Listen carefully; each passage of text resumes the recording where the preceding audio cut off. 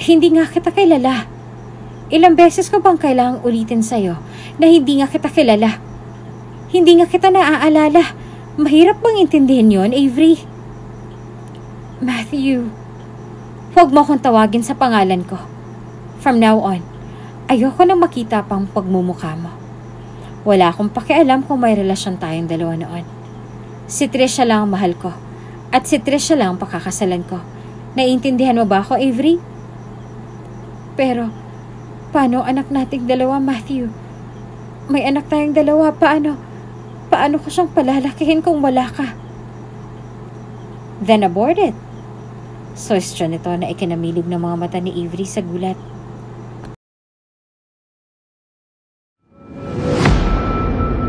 Kung bago ka pa lang sa channel na ito, Ate Jane TV, huwag kalimutang pindutin ang notification bell and subscribe button. Sana po hindi naman malaking abala sa inyo ang pagpindot ng subscribe button dahil ang kapalit po nito ay ang pagsuporta para makapag-produce ng mga libreng stories sa mga channels ni Ate Jane. Maraming salamat!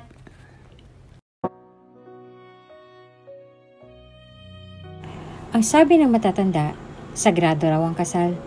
Kung hindi ka sigurado, huwag ka nang pumasok. At kung hindi ka pa handa, huwag ka nang tumuloy. Hindi raw biro ang pagpapakasal. Kaya kung takot ka sa commitment at hindi ka pa handang magkaroon ng sarili mong pamilya, huwag ka nang magbalak na pumasok pa. Hindi isang laro ang pagpapakasal na kung magsawa ka man, aayaw ka na lang ng biglaan. Kapag naiharap mo na sa harap ng altar ang kapareha mo at nangako ka na sa kanya sa harap ng Diyos, lubos-lubusin mo na. Dapat ay sigurado ka na sa kanya. Dapat buo na ang loob mo na siya na nga ang gusto mong makasama sa hinaharap at siya na rin ang gusto mong makasamang bumuo ng sarili mong pamilya. Ang sabi ng matatanda, dapat daw kilalanin mo muna ng lubusan ng kapareho mo bago ka pa man pumayag na magpakasal sa kanya. Paano kung hindi nyo kilala ang isa't isa sa personal? At paano rin kung ang mismong pamilya nyo na ang nagdesisyon na kayong dalawa na lang ang ikasal? Papayag ka ba na magpakasal sa lalaking hindi mo naman kilala ng personal? This is bullshit! Sambit ni Avery sa sarili niya bago nangihinang kinuha ang baso ng alak na inilapag ng bartender sa harapan niya. Iinumin niya na sana iyon, ngunit bago pa man iyon lumapat sa labi niya ay may pumigil na sa kanya. Bahagyang tumiim ang bagang niya. Nang dahil sa ginawa nito bago niya ito matalim na binalingan ng tingin. That's enough, Avery! Nag-aalalang sambit ni Maxie, dahilan upang marahas niyang bawiin ang braso niya mula sa pagkakahawak nito. Padabog na inalayo ng kaibigan niya ang baso sa kanya bago niya ito binalingan ng tingin. Kung hindi pa man ako tinawagan ni Amaya, hindi ko pa malalaman na andito ka lang pala. Sinadya mo ba talagang hindi ipaalam sa akin na nandito ka? Talagang umiling ito sa dismaya bago muling bumaling ng dismayadong tingin sa kaibigan. Akong kaibigan mo rito, Avery, pero ako pang pinaglilihiman mo ng ganito? Alam ko kasi nababawalan mo ako, kaya hindi ko na sinabi sa'yo. Pero sinabi mo kina Amaya. Are you serious, Avery? Hindi sila tulad mo, Maxie. Oo, dahil may pakialam ako sa'yo at sila wala. Giit nito dahil ano pang kunot noon niya itong binalingan ng tingin. Nasaan sila ngayon? Wala na, hindi ba? Ewan ko ba sa'yo, Avery? Simpleng kasal lang yan. Don't tell me sisirain mong buhay mo nang dahil lang sa pesting arranged marriage na yan. Singhal nito. Nang dahil sa sinabi niya ay hindi na iwasan ni Avery ang bahagyang matawa bago siya nangingiting umiling sa kaibigan na hindi naman ikinabago ng reaksyon ni Maxie sa harapan niya. Sa halip ay dismayado lang siya nitong pinagmasdan magmula ulo hanggang paa. I can't believe you're doing this, Avery. Sambit pa nito bago umupo sa bakanting upuan na nasa gilid niya. Hindi ka ganito. Hayaan mo na ako, Maxie. Sagot ni Avery sa kanya na dismayado niya na lang na inilingan. Ngayon lang naman ako ganito. Wala naman akong planong kitilin ng sarili kong buhay kaya huwag ka nalang mag-alala ng ganyan. Dagdag pa niya bago mapaglarong umiti sa kaibigan na inismera naman ito kasabay ng pagbuntong hininga. Tulad ng sinabi mo, simpleng kasal lang ito. Gusto ko lang namang mag-chill out, mag-unwind. Nagibit siya ng balikat bago muling umuso nang makita niyang may pag-aalala siyang binalingan ng tingin ng kaibigan niya. Kapag hindi ko ginawa to, baka mabaliw na ako nang wala sa oras. Hinayaan ni Maxie si Avery na umorder ng isa pang baso ng inumin sa bartender na naroroon. Baka sa mukha ng kaibigan niyang kagustuhang magpakalasing. Kilala niya ang kaibigan. Natitiyak niyang magwawala ito sa oras na muli niya itong bawalan, kaya naman sa halip na bawalan ito tulad ng ginawa niya kanina, wala na siyang ibang nagawa pa kung hindi ang bantayan na lang ito sa pag-inom. Bakit kaya ganon? Tanong ni Avery sa mahinang boses na nakakuha sa atensyon ni Maxie. Buong buhay ko, sumusunod na ako sa utos ng mga magulang ko. Kaya bakit ngayon nasa tamang edad na ako? Bakit hindi pa rin nila ako hayaan sa magiging desisyon ko para sa sarili ko? Kaya ko namang magdesisyon na. Hindi naman ako tanga kung pumili ng lalaki, kaya hindi ko maintindihan kung bakit hindi na nila ipaubaya sa akin lahat ng gusto kong gawin sa sarili ko. Isang buntong hiningang pinakawalan ni Maxie bago bumaling ng tingin sa kaibigan niya ngayon ay nakayuko na sa harapan habang hawak ang alak na ibinigay sa kanya ng bartender kanina. Kung hindi mo gustong magpakasal sa lalaki yon, pwede mo namang diretsahin ng mga magulang mo, Avery. Tulad nga ng sinabi mo kanina, nasa tamang edad ka na. Alam mo ng tama sa mali. Kaya mo na rin magdesisyon ng para sa sarili mo. Sambit nito bago umiling na animong dismayado sa mga naging kilos niya. Ewan ko ba sa'yo kung bakit ganyan ang ugali mo? Bakit kasi hindi mo man lang maipagtanggol ang sarili mo kahit na ngayon lang? Kahit na ngayon lang, hayaan mo naman ang sarili mong mamili at piliin ang mga bagay na alam mong makakabuti sa'yo. Hindi ka ganyan sa grupo natin. Kahit na ngayon lang, pagbigyan mo naman ang sarili mo.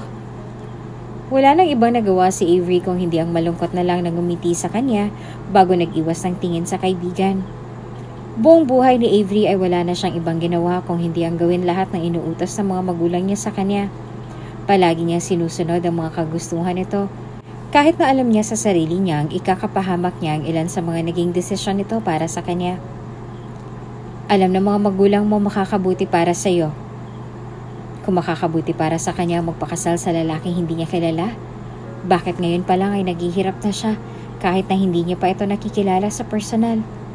Wala pa man ay natitiyak niya ng magiging disaster na ang buhay niya sa kamay ng lalaking yon. Maliban kasi sa pagiging marionette ng pamilya nila, siya lang din kasi ang kaisa-isang anak at apo ng pamilya nila.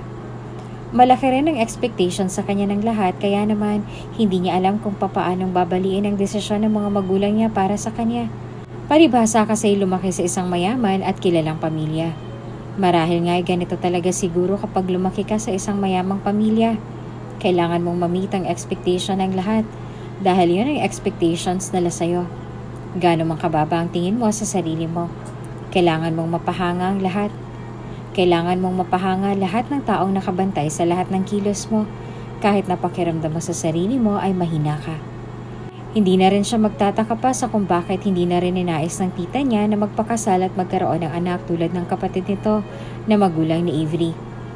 Minsan ay hindi niya na rin napipigilang mapaisip na lang, kung may kapatid ba siya o kahit pinsan, pagdadaanan niya pa rin bang lahat ng to? Bisit. Sambit ni Avery bago siya sumandal sa kinauupuan niya. Dahil nga sa parehong business-minded ang mga magulang niya, wala itong ibang iniintindi kung hindi ang tungkol sa negosyo nila. Hindi na rin naman siya nagulat pa nung una nang sinabi nitong ipapakasal siya sa lalaking hindi niya naman kilala. Hindi niya maintindihan ang sarili niya sa kung bakit hanggang ngayon ay sumusunod pa rin siya sa kagustuhan ng mga magulang niya, gayong nasa tamang edad na rin naman siya para magdesisyon ng para sa sarili niya. Oo, masunurin siyang anak at gagawin niya ang lahat ng makakaya niyang gawin para lang sa ikasasaya ng mga magulang niya. Pero, makatarungan pa ba itong ginagawa nila sa kanya? Makatwiran pa bang matatawag itong ginagawa nila sa anak nila? Ni minsan na hindi man lang siya tinanong ng mga ito kung okay lang ba talaga na ipakasal siya sa lalaking hindi niya pa nakikilala sa personal. Ni minsan na hindi nila tinanong si Avery tungkol sa opinyon nito. Kaya naman aminin man ni Avery o sa hindi, ay malaki ang pagtatampo niya sa mga magulang niya. Hindi pa ba sapat ang 23 taon niyang pagkakakulong sa mga kamay nito? Kung hindi siya kikilos ngayon, kailan siya makakalaya sa mga kamay ng mga ito? Ang tanong, kaya niya nga bang lumaya sa mga kamay nito? Puppet. Iyan lang ang kaisa-isang bagay na pumapasok sa isip niya sa tuwing tatawagin ng mga magulang niya ang pangalan niya. Isa siyang puppet. puppet ng mga negosyanteng bumuhay sa kanya nung una pa lang. Isang bagay na ginagamit para lang makuha ang gusto nila para sa ikagaganda ng negosyo nila. Isang puppet na inilalabas lang sa tuwing may business deal ang mga magulang niya. Binuhay ba siya sa mundong to ng mga magulang niya para lang may maipambayad o hindi naman kaya ay maipagpalit para lang sa pangalang matagal na nilang inaalagaan? Anak bang turing ng mga ito sa kanya o baka naman isa lang siyang puppet tulad ng iniisip niya kanina? Shit! Marahang mura ni Maxie habang nakabaling ng tingin sa teleponong hawak niya, dahilan upang lumingon si Avery sa kanya nang may namumungay ng mga mata. Avery, kaya mo naman na sigurong umuwi ng mag-isa, hindi ba? Nagkaroon lang kasi ng emergency sa bahay. Go on, hindi mo na kailangang magpaalam pa, Maxie. Ngumuso ang kaibigan niya sa kanya bago niya nilingon ang paligid. Parami pa naman ang parami mga tao dito. Medyo may kalaliman na rin ang gabi. Gusto mo tawagin kita ng cab sa labas? Search nito bago nag-alalang bumaling ng tingin sa kanya. Hindi kita pwedeng iwanan sa ganitong ayos, Avery. Baka madisgrasya ka pa. Nang dahil sa narinig ay bahagyang natawa si Avery. Kaya naman hindi na naiwasan ni Maxie ang makaramdam ng ines nang dahil sa ginawa nito. Kahit na naiinis ay naaawa rin naman siya sa kaibigan niya dahil sino nga bang hindi maaawa sa ganitong ayos ni Avery ngayon? Ang dating hindi makabasag pinggan na dalaga noon? Ang dalagang palaging palaban lang noon ay naririto ngayon. Animong basang sisiyo at para bang pinagbagsakan ng langit at lupa nang dahil sa kinahaharap niyang problema ngayon. Kung may maitutulong lang siya para sa kaibigan niya ay gagawin niya para lang kahit na papaano ay mabawasan man lang nila ang problemang umuubos sa enerhiya ng kaibigan niya. Itago man ni Avery sa kanya ay mababakas naman sa mukha nito na ubos na siya nang dahil sa mga problema ang kinahaharap niya. Mapasabahay man ito o sa opisina, mga empleyado man o sariling pamilya, lahat nakakaubos ang pasensya. Hindi mo na ako kailangang alalahanin pa, Maxie. Sagot niya bago niya pinaglaruan ang alak sa baso niya. Kaya ko ng sarili ko. Are you sure? Humagikik siya bago tumango na kinakunot lang ng noon nito. Hindi naman ako pupunta rito kung hindi ko kaya ang sarili ko. I'm fine, Maxie. I'm okay. You don't have to worry. Aniya pa bago ngumiti sa kaibigan at marahan itong hinawakan sa balikat na animong tinataboy pa. Mauna ka na. Alam kong hinihintay ka na rin ng asawa at anak mo. Huwag mo na akong problemahin. Ayos lang ako, Maxie. Okay then. Mauna na ako sa'yo kung ganon. Kung may kailangan ka, tawagan mo lang ako. Sambit ni Maxie na animong nagdadalawang isip pa sa kung iiwanan ba ang kaibigan roon o kakalad ka rin na lang niya kasama niya. Sa huli, wala na siyang ibang nagawa pa kung hindi ang bumuntong hininga. Nasa speed dial mo ang numero ko. Kapag may kailangan ka o kinailangan mo ko, tawagan mo lang ako, ha? Pindutin mo lang yung number. Oo na, Maxie. Paulit-ulit ka na lang. Inuulit ko talaga sa'yo dahil alam kong kapag nasa bingit ka na ng kamatayan, hindi ka pa rin tatawag sa akin. Singhal ni Maxie na tinawanan niya bago ito nagdesisyong tumayo sa upuan niya at mag-ayos ng sarili. Mauuna na ako. Magkita na lang tayo bukas sa opisina. Good night, Maxie. Paalam ni Avery sa kanya. Isang halik lang ang ginawad ni Maxie sa kanya bago ito nagmamadaling nagtungo sa labas. Ang ngiting nakaukit sa labi ni Avery kanina ay unti-unting nawala, lalo na nung muli niyang maalalang tungkol sa sitwasyon niya ngayon. Hindi niya rin napigilang ikumpara ang sarili niya kay Maxie at sa pamilya nito. Tulad ni Avery ay nanggaling rin sa isang mayaman at kilalang pamilya si Maxie. Kilala na nila ang isa't isa simula pa nung college pa lang, kaya naman halos lahat ng sekretong meron sila sa isa't isa ay alam nila. Saksi rin si Avery sa kung paanong ipinagtanggol ni Maxie ang sarili niya at ang nobya niya sa pamilya niya roon. Tulad niya ay dumaan na rin si Maxie sa ganitong phase ng buhay niya. Kung hindi nga lang malakas ang loob ni Maxie na ipaglaban ng nobya niya noon, ay baka naghihirap na ito ngayon sa kamay ng lalaking pinili ng mga magulang niya para sa kanya. Malakas lang ang loob ni Maxie kaya naman nagawa niyang ipaglaban ang pagmamahalan nilang dalawa ng asawa niya ngayon. Iyon ang isa sa mga bagay na hindi magawa ni Avery dahil una sa lahat, anong idadahilan niya? May karelasyon si Maxie no ng sandaling magdesisyon ng mga magulang niya na ipakasal siya sa mga kasosyo nila sa negosyo. Sa kabutihang palad ay may naging dahilan si Maxie kaya naman tuluyan na siyang tinantanan ng mga magulang niya. Maliban roon ay may mga kapatid pa si Maxie, kaya naman aminin niya man o sa hindi ay tuluyan siya nakatakas sa sumpa ng pamilya niya.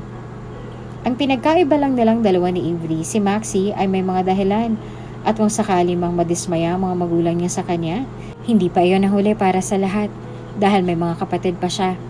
Iyon ang isa sa mga bagay na kinaiingitan ni Avery sa kanya. Kaya naman gustuhin niya mang gayahin si Maxie ay hindi niya rin naman magawa. Wala na siyang nobyo ngayon. Wala pa siyang kapatid. Muntik na rin mawala kay Maxie ang lahat noon ang dahil sa ginawa niya. Nagawa niyang talikuran ng pamilya para sa asawa niya ngayon. Mabuti na lang at hindi kalaunan ay tuluyan na rin natanggap ng pamilya niya ang asawa niya ngayon. Alam niya at nasisigurado niyang nasa maayos na kalagayan na ngayon ang kaibigan niya. Hindi tulad niya na walang kawala kahit na anong gawin niya. Hindi tulad ni Maxie mahina ang loob niya. Hindi tulad ni Maxie, hindi niya kayang ipagtanggol ang sarili niya. Maliban kasi sa wala siyang nobyo at hindi rin naman siya interesado sa lalaki, hindi niya rin alam kung paano ang ipaglalaban ang sarili niya. Sa ngayon ay umaasa na lang siya na kahit na papaano ay magagawa niya pa rin baguhin ang desisyon ng mga magulang niya. Dahil kung hindi, mawawala na sa kanya ang lahat at kabilang na roon ang kalayaan niya. Tang-inang buhay to. Singal niya sa sarili bago niya tinungga ang panghuling bote ng alak niya para sa gabing yon.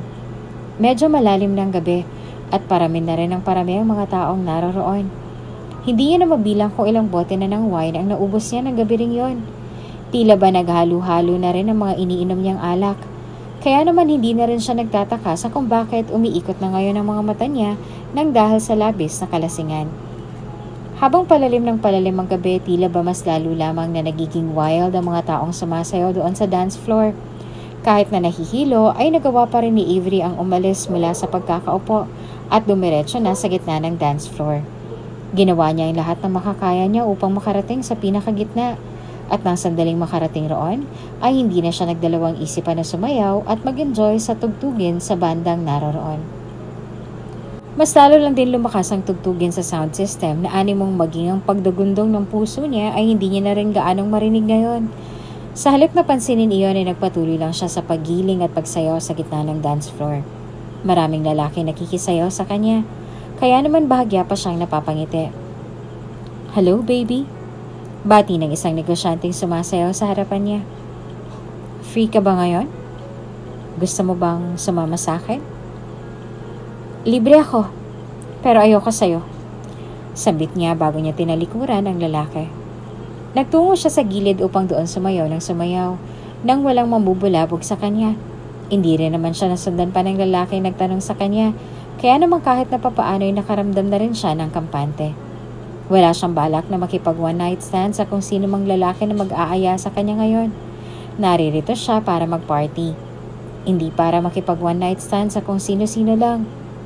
Nawala lahat ng mga bili niya sa sarili nang sandaling maramdaman niya ang pagsayaw ng kung sino sa likuran niya. Gumapang ang mga kamay nito sa ibabaw ng dress na suot niya. Huli na ang lahat ng mapagtanto niyang pumulupot na ang malaking kamay nito sa ibabaw ng tiyan niya. Gumiling ito sa likuran niya. Bawat pagiling nito sa likuran niya ay ramdam na ramdam niyang nag-iinit na ito sa kanya. "What the hell are you doing?" Tanong niya bago pa man siya tuluyang mawala sa wisyo nang dahil sa ginawa nitong pagiling sa likuran niya. Kahit nalasing ay nagawa niya pa rin bumalik sa katinuan. "Get your hands off me!" "Why? Are you taken?" Bulong nito sa tenga niya na naghahatid ng goosebumps sa katawan niya. "Kanina mo pang nakukuha ang atensyon ko, miss. Gusto mo bang sumama sa akin?" Tanong pa nito. Walang ibang nagawa si Avery kung hindi ang namumungay ang mga mata na bumaling ng tingin sa lalaki bago niya hinawakan ang leeg at ang panga nito. Ngumiti siya rito dahilan upang dumilim ang mga mata ng lalaking kaharap niya ngayon. "Kapag sinabi kong gusto kong sumama sa'yo, anong gagawin mo?" Tanong ni Avery sa kanya. "Like the usual," sagot ng lalaki sa kanya bago niya ipinatong ang mga kamay niya sa bewang ng dalagang kaharap niya. "Would you be up for some casual fun without any expectations of a long-term commitment?" Tanong nito. Hindi na maalala ni Avery kung paano siyang napapayag ng lalaking yon na umalis ng bar na iyon kasama siya. Dinala siya nito sa sports car na nasa parking lot. Pinagbuksan ang pintuan at agad na dinala sa isang mamahaling condominium. Nang dahil sa kalasingan ay hindi na gaanong maalala ni Avery ang lahat. Ang tanging naaalala niya na lang ngayon ay ang marahan nitong pagtulak sa kanya pahiga sa kama at ang paghalik nito sa noo, na aminin niya man o sa hindi ay bago para sa kanya. San ka nakakita ng lalaking ganitong pakitunguhan lahat ng babaeng nakilala nila sa bar? Ang akala ko ba you're up for some casual fun? Why are you kissing my forehead then? Tanong ni Avery sa kanya na itinatigil niya. Kitang-kita niyang pag-islap ng mga mata ng lalaking nakatanaw sa kanya sa harapan niya, bago ito nag-iwas ng tingin sa mga labi niya. Hindi ako nananamantala ng babae, Miss Avery. Kapag alam kong wala ka sa katinuan, hindi kita gagalawin. Lalo na ngayon nasa impluwensya ka ng alak. Avery? Paano mong nalaman ang pangalan ko? Natatawang sambit ni Avery bago niya hinila ang necktie ng lalaki. Dahilan upang lumapit ang mukha nito sa mukha niya. Sinusundan mo ba ako? O ganito ka lang talaga ka-excited at pati pangalan ko nagawa mong alamin bago mo ako nilapitan kanina? Bumaba ang tingin ng lalaki sa labi niya, bago ito nagdesisyong balikan ang mga mata niyang punong-puno ng akusasyon sa kanya ngayon. And please lang, don't use that line sa akin. Alam ko kung anong gusto ng mga lalaking katulad mo sa mga babaeng katulad ko. Dagdag pa ni Avery sa kanya. Hindi pa man nakakasagot ang lalaki sa kanya ay dali-dali niya na itong hinalikan sa labi na nung una hindi mo lang nito ginantihan. Nang sinubukang palalimin ni Avery ang halik niya sa lalaki, doon lang nagdesisyong bumigay ang lalaki sa mga halik niya na ikinangiti niya na lang. Unti-unting bumaba ang halik ng lalaking nakapatong sa kanya hanggang sa natuntunan nito ang leeg niya. Walang ibang nagawa si Avery kung hindi ang mapapikit na lang, kasabay ng marahang pananabunot sa buhok ng lalaki ngayon ay nagulo na rin ang dahil sa halikang ginawa nila kanina. Hindi mo ba alam kung anong ginagawa mo ngayon, Avery? Sambit ng binata bago ito namumulang nag-angat ang tingin sa kanya. Are you sure you want to do this? Please. Mahina niyang sambit bago niya hinalikan muli ang lalaki sa labi na ginantihan naman ito. Are you single? Muli nitong tanong habang dahan-dahang nilislis ang strap ng dress na suot niya. Bahagya siyang napakagat sa labi nang maramdaman niyang naglaro ang daliri nito sa sensitibo nitong pate. May boyfriend ka ba? Why are you asking me that question? Tanong niya gamit ang namumungay ng mga mata. Titigil ka ba kapag sinabi kong virgin pa rin ako hanggang ngayon? It doesn't matter kung virgin ka or what. Naninigurado lang ako. Sagot nito bago siya nito hinalikan sa pisngi. Now answer my damn question. Are you single? Yeah. Pigil hininga nitong sambit na ikinaangat ng kilay ng lalaki na nakapatong sa kanya. Wala akong boyfriend.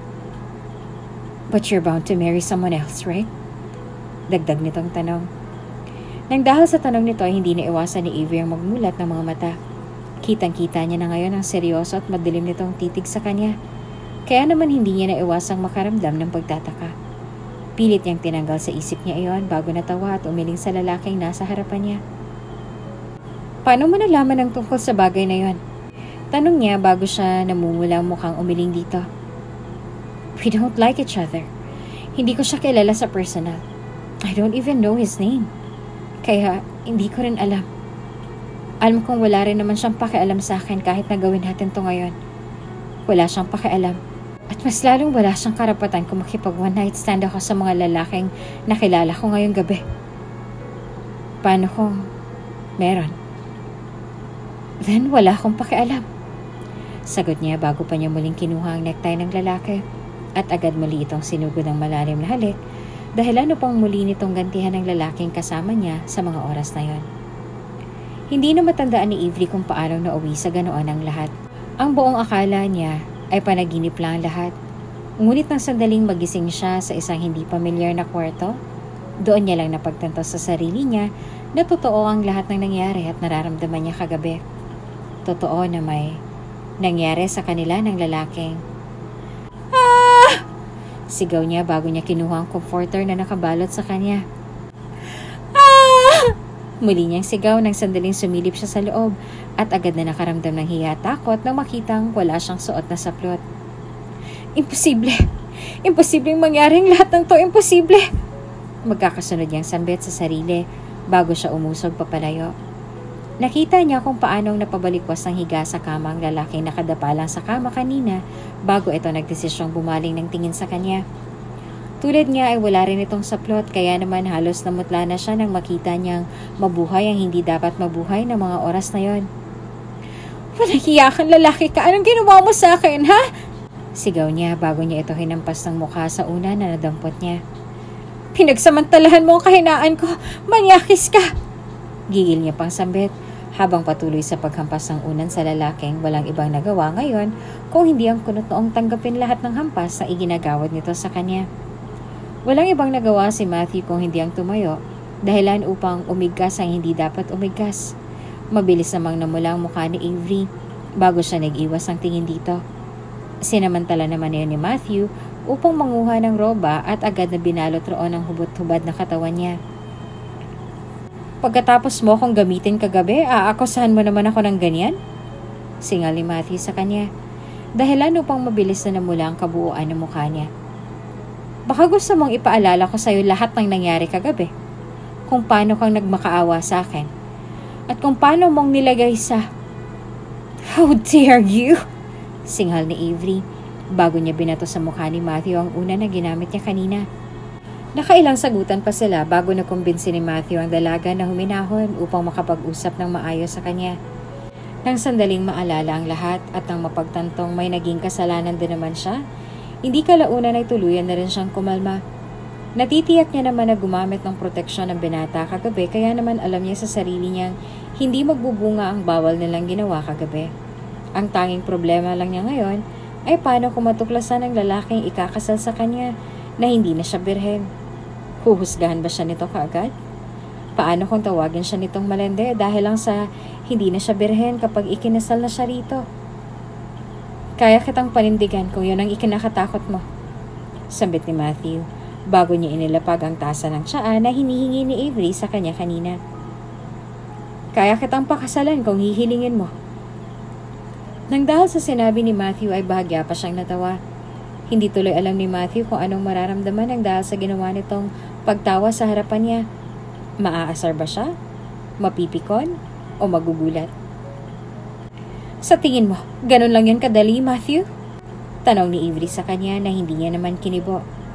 Umayos ito sa pagkakaupo sa kama bago nangingiting pinagmasdan ng tasa ng tsaa na hawak niya mula sa lalaking kanina lang nagpakilala sa kanya. "Ikakasal na ako sa ibang lalaki. Yung nangyari sa pagitan nating dalawa kagabi, hindi dapat nangyari ang bagay na yon." Bakas ang lungkot sa ngiti nito, kaya naman tahimik na lang yung pinuna ng lalaki ngayon ay nakatitig na ngayon sa harapan niya. Hindi tulad kanina ay maamo na ngayon ang mukha nito. Kalmado rin naman kasi si Avery sa pwesto niya, kaya naman kahit na papaano ay kinalma niya na lang din ang sarili niya. "So, nagsisisi ka na ba?" Tanong ni Matthew dito, bago ito humalukip-kip sa harapan niya na lihim niyang ikinanguso. "Pagkatapos mong ibigay sa ibang lalaking virginity mo, magsisisi ka? Anong tawag sa nararamdaman mo ngayon? Kinokonsensya ka na." "Hindi mo ako naiintindihan. Wala ka sa posisyon ko kaya huwag kang magbigay ng opinyon dyan," sagot ni Avery sa kanya, bago niya inilapag sa bedside table ang tsaa na hindi niya man lang nagalaw. "Mauuna na ako. Kalimutan na lang natin kung anong nangyari sa pagitan nating dalawa." Pakiusap niya pa. Hindi naman sumagot si Matthew sa kanya, kaya naman iyon ang ginamit na pagkakataon ni Avery upang magbalot ng sarili at umalis na sa lugar na yon. Kitang-kita niya ang mga titig sa kanya ni Matthew, kaya naman bahagya pang kumalabog ang puso niya nang dahil sa kaba. Mabilis niyang sinikop lahat ng gamit at cellphone niya bago siya bumaling ng tingin dito, na ngayon ay nakanguso na lang na nakatitig sa purse na hawak niya. "I think nagkamali ka ng... Ikaw ang mali sa ating dalawa," aniya na ikinanguso naman ni Matthew bago niya tinikom ang sariling bibig. "Let's just forget about it. Sana ito ng huling pagkakataon na makikita kita," aniya bago siya umalis sa lugar na yon, dala ang bag at purse niya. Walang ibang nagawa si Matthew kung hindi ang magkibit ng balikat bago niya pinagmasdan ang cellphone na hawak niya.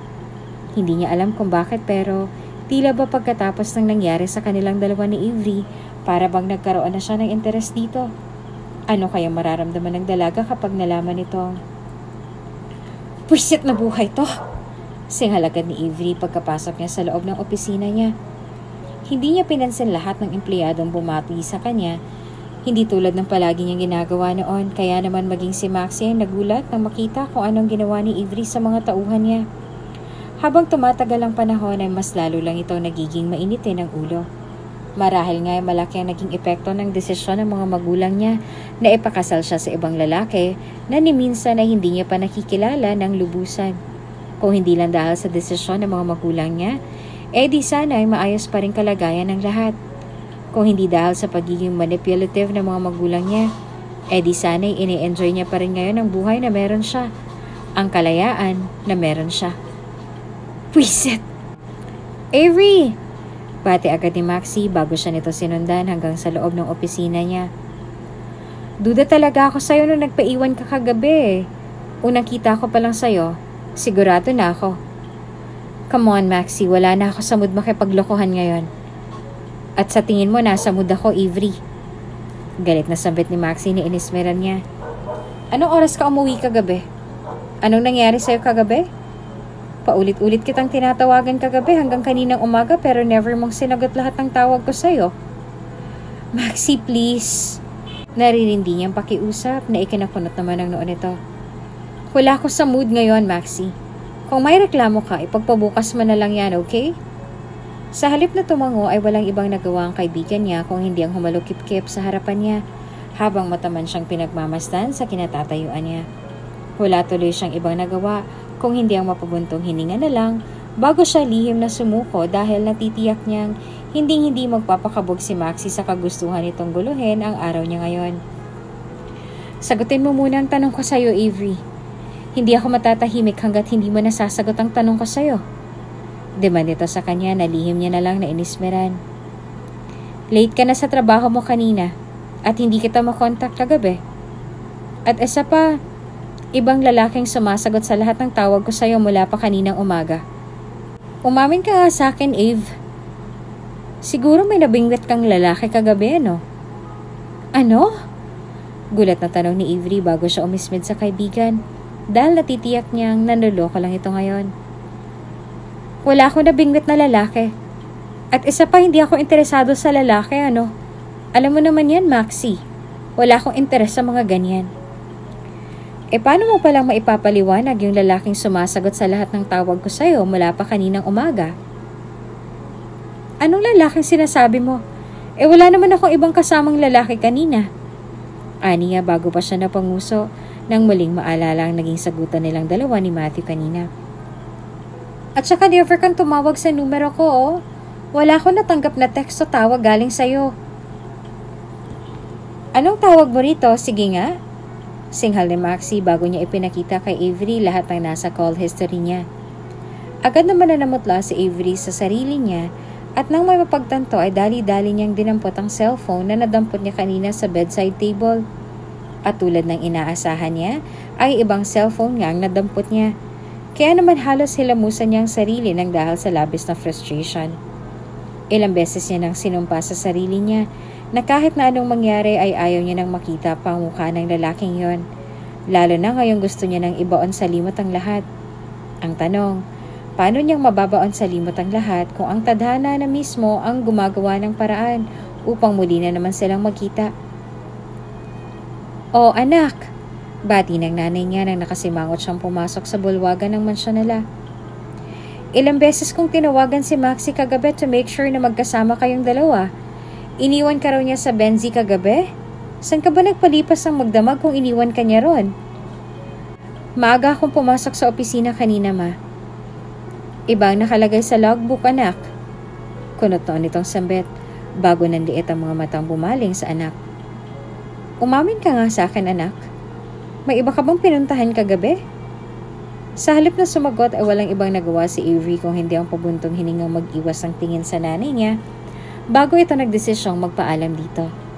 Hindi na rin naman siya pinilit pa ng nanay niya na sumagot sa lahat ng katanungan nito dahil bakas naman sa itsura ng anak niya ang pagod. Sa halip na questionin ay hinayaan niya na lang ito na magtungo sa sarili nitong kwarto. Dahil nga sa pinaghalong pagod sa trabaho at puyat sa nangyari kagabi, hindi na namalaya ni Avery na maaga siya nakatulog ng gabi ring yon. May mga natatanggap siyang text mula sa cellphone ni Matthew. Hindi niya iyon binubuklat dahil wala naman siyang pakialam. Walang password ang cellphone ni Matthew kaya naman kung gugustuhin niya, ay pwede naman niya itong silipin. Ang kaso nga lang ay hindi siya interesado. Kaya naman hindi na siya naglakas pa ng loob na buksan lahat ng mensaheng natatanggap niya sa numerong yon.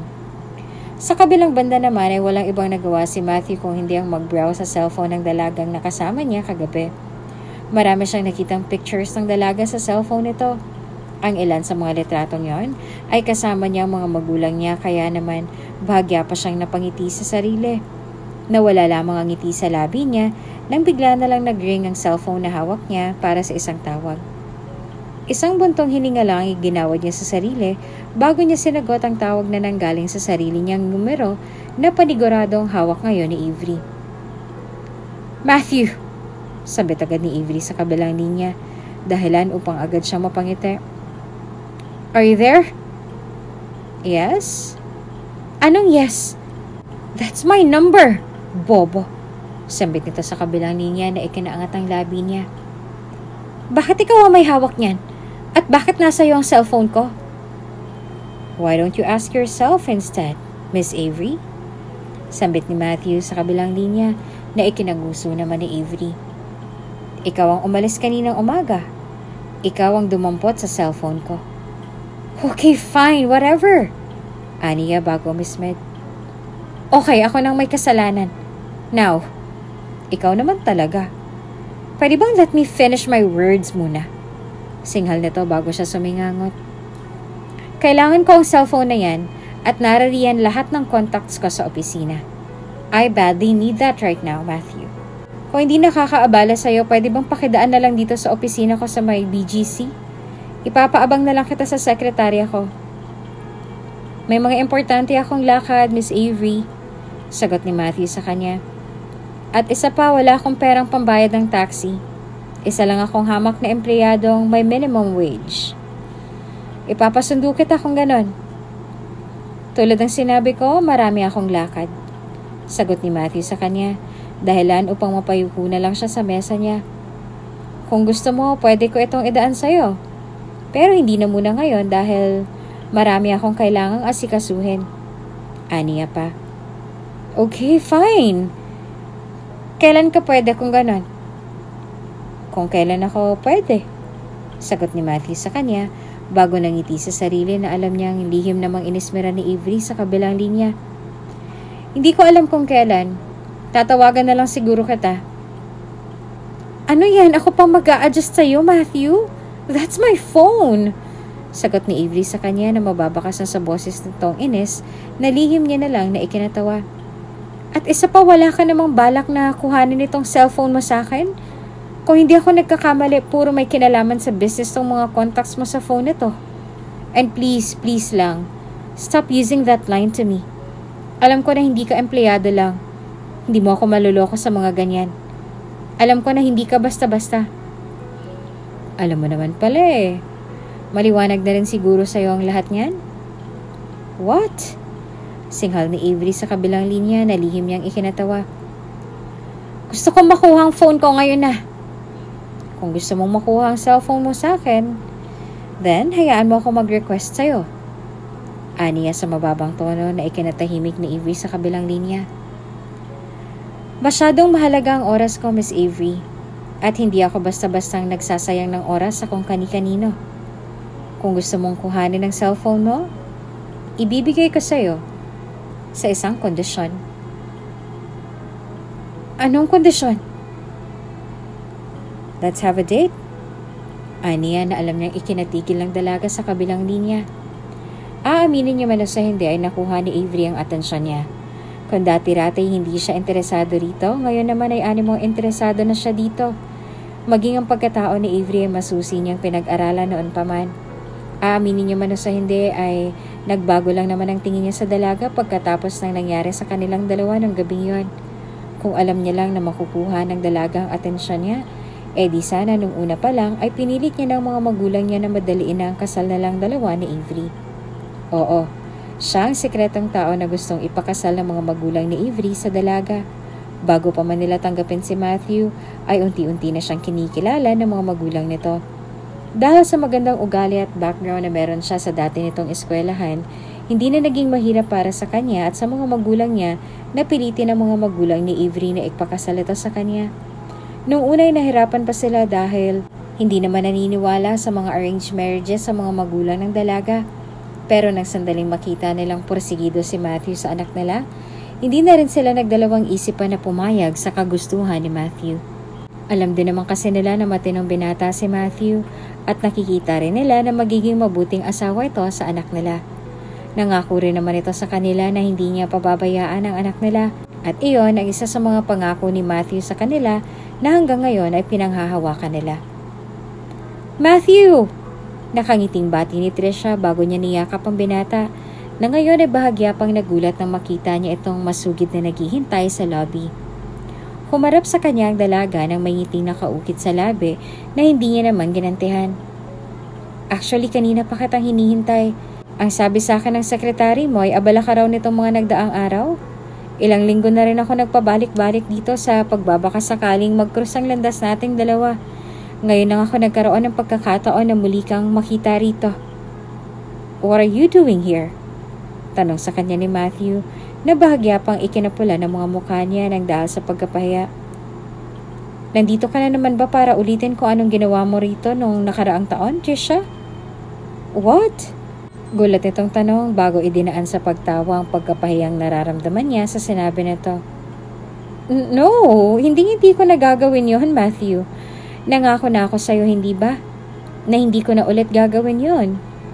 Hindi ako bumabali sa lahat ng mga naging pangako ko sa'yo. Kahit na noon pa man. Matthew, talagang gusto ko lang talagang makipag-usap sa'yo para linawin ang lahat. Wala na akong plano makipagbalikan sa'yo, Trisha. Ilang beses ko bang kailangang ulit-ulitin sa'yo ang bagay na yon? Kunot ang tanong ni Matthew sa kanya bago ito huminga ng malalim at kalmado siyang pinagmasdan kahit na nag-aalboroto na rin ang galit niya para sa dating nobya. Malapit na akong ikasal, Trisha. Kahit na anong mangyari, hindi na mababalik yung dating tayo. Kahit na anong mangyari, wala ka nang babalikan pa. Pero Matthew, huwag mo nang hahayaang ulitin ko pa ang anumang sinabi ko sa'yo kanina. Banta ni Matthew sa kanya bago siya tipid ng umiti sa dating nobya na hindi naman ito ginantihan. Please lang, hanggat may natitira ka pang hiya para sa sarili mo, umalis ka na. Huwag mo na akong hahayaan pang tumawag ng security para lang maipakaladgad ka palabas. Dagdag pa niya bago niya nilagpasan si Trisha. Maraming bumaling ng tingin sa direksyon nila at nang sandaling makalabas ng lobby si Matthew, doon lang naramdaman ni Trisha ang titig sa kanya ng mga empleyadong naroroon. Hindi niya alam pero tila ba may bumulong sa kanya na magalit sa mga empleyadong panay ang pagtitig sa kanya ngayon. Bakas na bakas kasi sa mukha ng mga empleyadong naroroon, nalihim siya nitong hinuhusgahan at isa iyon sa mga bagay na nagpapakulo sa dugo niya ngayon. Anong tinitingin-tingin niyo dyan? Singhal niya dahilan upang mapanguso ang ilan sa direksyon niya at ang ilan naman ay natatawa na lang na nag-iwas ang tingin sa kanya. Wala na si Matthew. Tapos na ang palabas. Magsibalik na kayo sa trabaho ninyo. Dagdag pa niya. Dahil nga sa nangako siya sa dati niyang nobyo na hindi na siya mag-ieskandalo sa loob ng kumpanya nito, wala nang ibang nagawa si Trisha kung hindi ang kunot noo at masama na lang ang loob na umalis sa lugar na yon. Ayaw na rin naman niyang madagdagan lang ang galit ni Matthew sa kanya. Kaya naman hanggat maaari ay gagawin niya ang lahat ng makakaya niya para lang muling makuha ang loob ng dati niyang nobyo. Si Trisha ang dating nobya ni Matthew. Lahat halos yata ng empleyado nila sa opisina ni Matthew ay alam ang naging nakaraan nilang dalawa. Tulad ng mga nababasa nila sa libro, dating sekretarya ni Matthew si Trisha. Nahulog ang loob ni Matthew sa kanya dahil naging mabuti itong tao sa kanya at maalaga na rin sa kanya noon pa man. Magkasundo silang dalawa noon. Nasira lang naman ang relasyon nilang dalawa dahil sa pangangaliwa ni Trisha sa kanya. Nang dahil sa nangyari ay tuluyan nang nawala ng tiwala si Matthew sa kanya. Na kahit gaano niya pang minahal ng lubos si Trisha noon, ay wala siyang ibang nagawa kung hindi ang bitawan nito. Tuluyang nasira ang relasyon nilang dalawa ng dahil sa nangyari. Kaya naman mas lalo lang nagsisi si Trisha sa mga naging kasalanan niya kay Matthew noon. Mas lalo lang siyang nakaramdam ng dismaya sa sarili, lalo na nang mapag-alaman niyang muntik nang mag-propose si Matthew sa kanya. Nang dahil sa nangyari sa kanilang dalawa, ay maraming nawala sa kanya.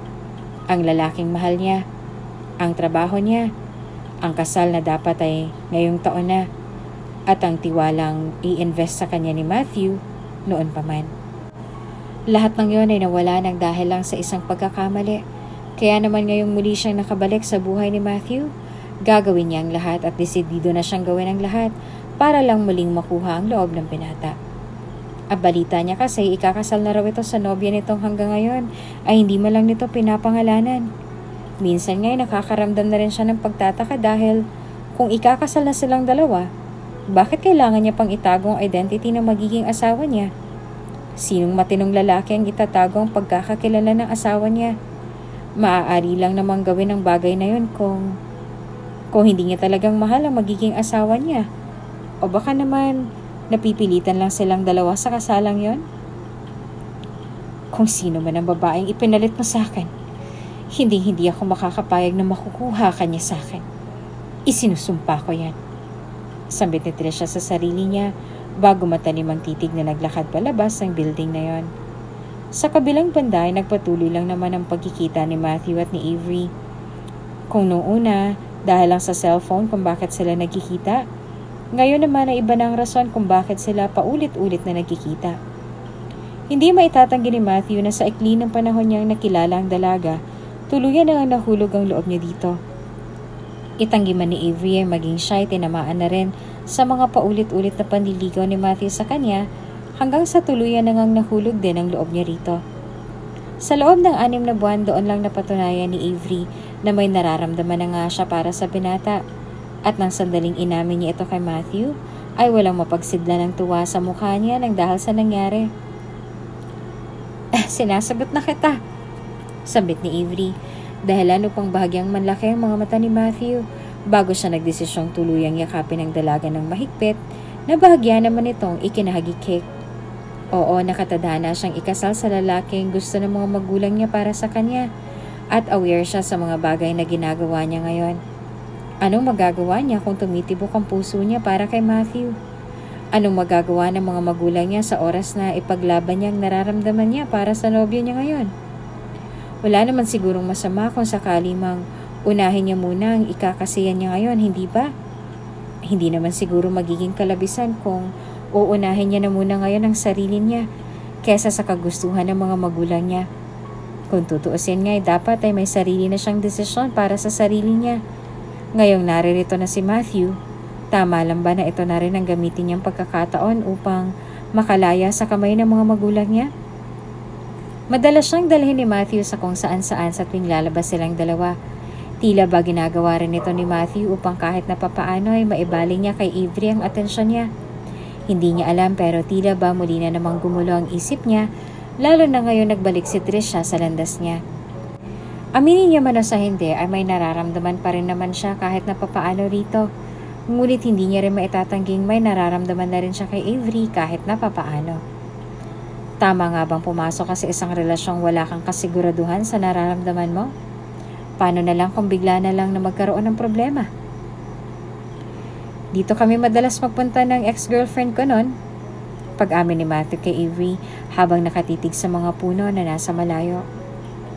Nang dahil sa narinig ay kunot noong bumaling ng tingin si Avery sa kanya. Kung ibang babae lang siya ay baka nakaramdam na siya ng selos sa sinabi nito. Sa halip na makaramdam ng selos ay wala siyang ibang naramdamang kakaiba sa sinabi ng nobya niya. Galit, inis, selos, lahat ng iyon ay hindi niya naramdaman. Siguro nga marahil ay wala sa dugo niya ang magselos. Ilang beses na rin naman nilang pinag-usapan ang tungkol sa bagay na ito.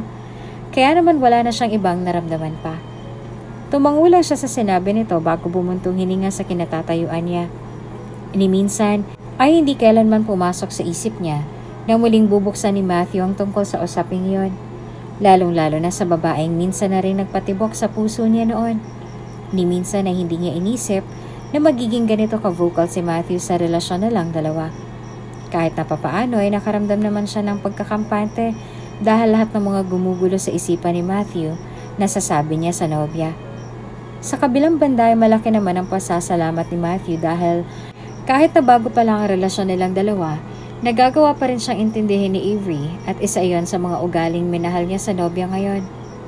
Malayong malayo siya kay Trisha na walang ibang ginawa kung hindi ang pagsilosin lahat ng mga babaeng napapalapit sa kanya kahit na sa oras ng trabaho nilang dalawa noon. Kaya mo ba ako dinala rito dahil naaalala mo siya sa akin? Kunot noon niyang tanong.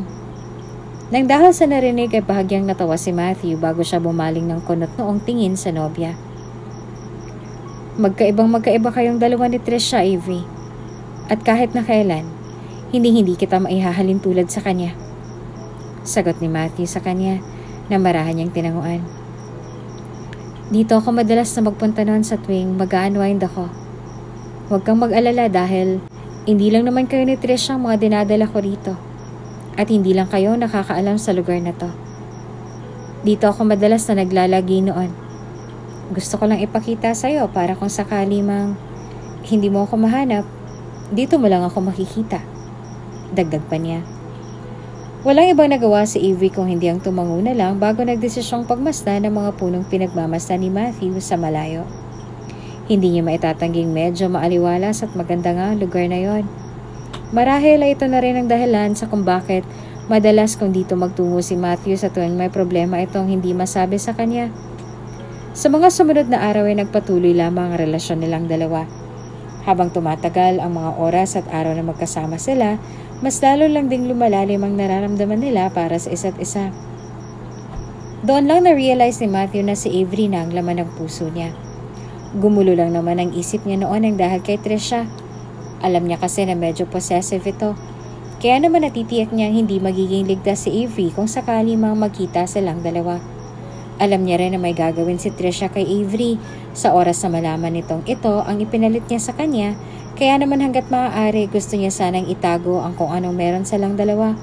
Hanggat naririto si Trisha sa bansa at nagbabantay sa lahat ng kilos niya. Good morning, ma'am. Bati ng babae sa front desk na ikinangiti niya lang. Ano pong sadya niyo rito? Pupuntahan ka sana si Matthew Alcazar.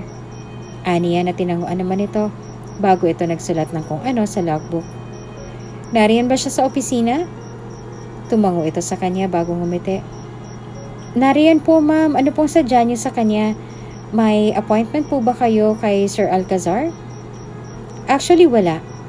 Pero may usapan kami ngayon na magkikita kaming dalawa. Sagot niya na marahan itong tinanguan. May ilang segundo pa siya nitong tinanong bago nagdesisyon ng dalaga na ibigay kay Avery ang lokasyon kung saan matatagpuan ang opisina ng lalaking hinahanap niya. Sa kabila niyang kamay ay may dala siyang mga prutas at lalagyan ng pagkain. Kanina lang ay nagluto siya ng ginisang munggo para rito. Ito ang kauna-unahan niyang beses na magluto at gusto niya sanang ipatikim kay Matthew ang luto niya. Kaya naman hindi na siya nagdalawang isip pa na dumiretso sa opisina nito. Matt! Agad siyang natigil sa pagpasok nang makita niya si Matthew. May babaeng nakatayo sa likuran ng mesa niya. May ngisi sa labi nito habang nakadantay ang mga kamay nito sa magkabilang balikat ng nobya niya na animong binibigyan ng isang masahe ang nobya niya. Hindi siya selosa. Pero agad na nag-init ang mukha niya nang dahil sa inis sa nakita. Agad na tumayo si Matthew mula sa pagkakaupo niya nang bigla na lamang bumukas ang pinto ng opisina niya. Mas lalo lang siyang nagulat nang sandaling makita niyang si Avery ang inuluwan ng pinto ng opisina niya. Avery! Sorry. Paghingi agad ito ng paumanhin bago niya tinago ang supot na dala niya. Naistorbo ko yata kayong dalawa. Ngiti pa nito bago nagmamadaling umalis. Walang iba nagawa si Matthew kung hindi ang magtungo sa pintuan upang pigilan sana si Avery. Ngunit bago niya pa man ito naabutan ay nakaalis na ito sa pwesto niya kanina. Mas lalo lamang siyang nakaramdam ng galit, lalo na nang marahan siyang hinawakan sa braso ni Trisha, dahilan upang galit siyang bumaling ng tingin dito. Mas lalo lamang siyang nainis nang makita niyang mapaglarong mga ngiti sa labi nito. Where the hell are you going? Tanong ni Trisha sa kanya, dahilan upang pabugnot niyang bawiin ang sarili niyang braso na ikinatawa lang nito. Natatawang umiling si Trisha bago siyang malukip-kip sa harapan ni Matthew. So, siya bang ipinalit mo sa akin, Matt? Siyang bago mong babae? Siya man o hindi, wala ka nang pakialam ron, Trisha. Oh, ilang beses ko bang kailangang ulit-ulitin sa'yo na matagal na nga tayong tapos, hindi ba? Nananadya ka ba talaga? What the hell are you talking about, Matt? Binabalikan lang naman kita dahil alam kong... For heaven's sake, Trisha, manahimik ka!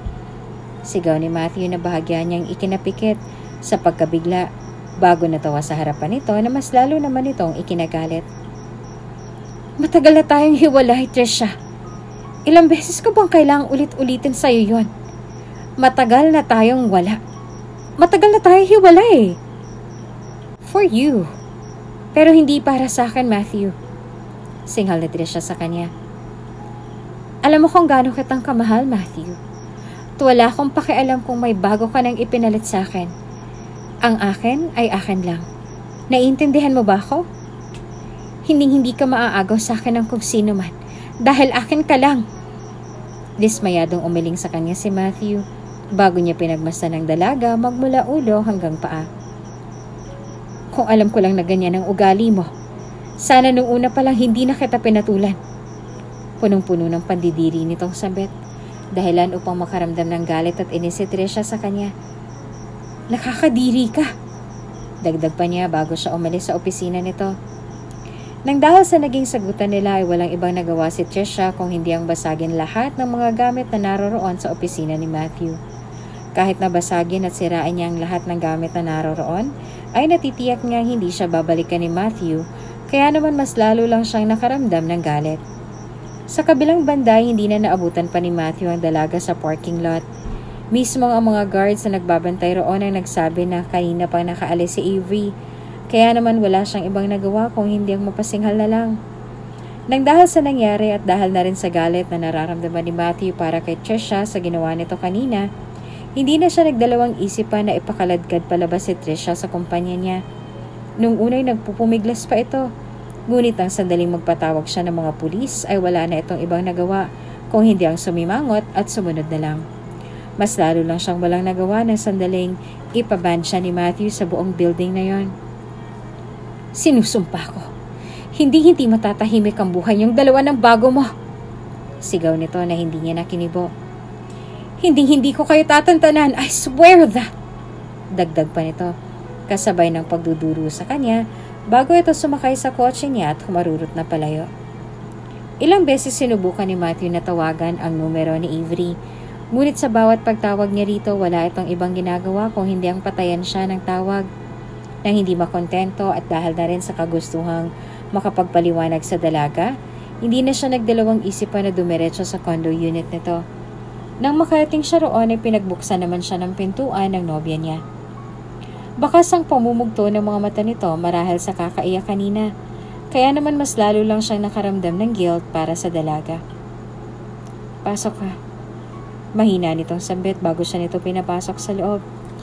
Nang sandaling maisarado na ni Avery ang pintuan, doon lang nagkaroon si Matthew ng pagkakataong maisandal sa likod ng pintuan ang dalaga.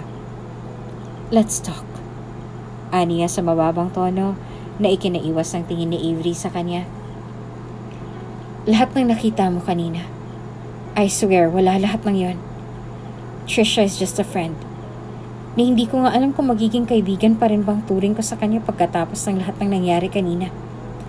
Pangako, hindi ko siya gusto. Wala na akong pakialam sa kanya. Matagal nang putol ang koneksyon naming dalawa kanina. Tingin ko, alam niya na pupunta ka ng mga oras na yon.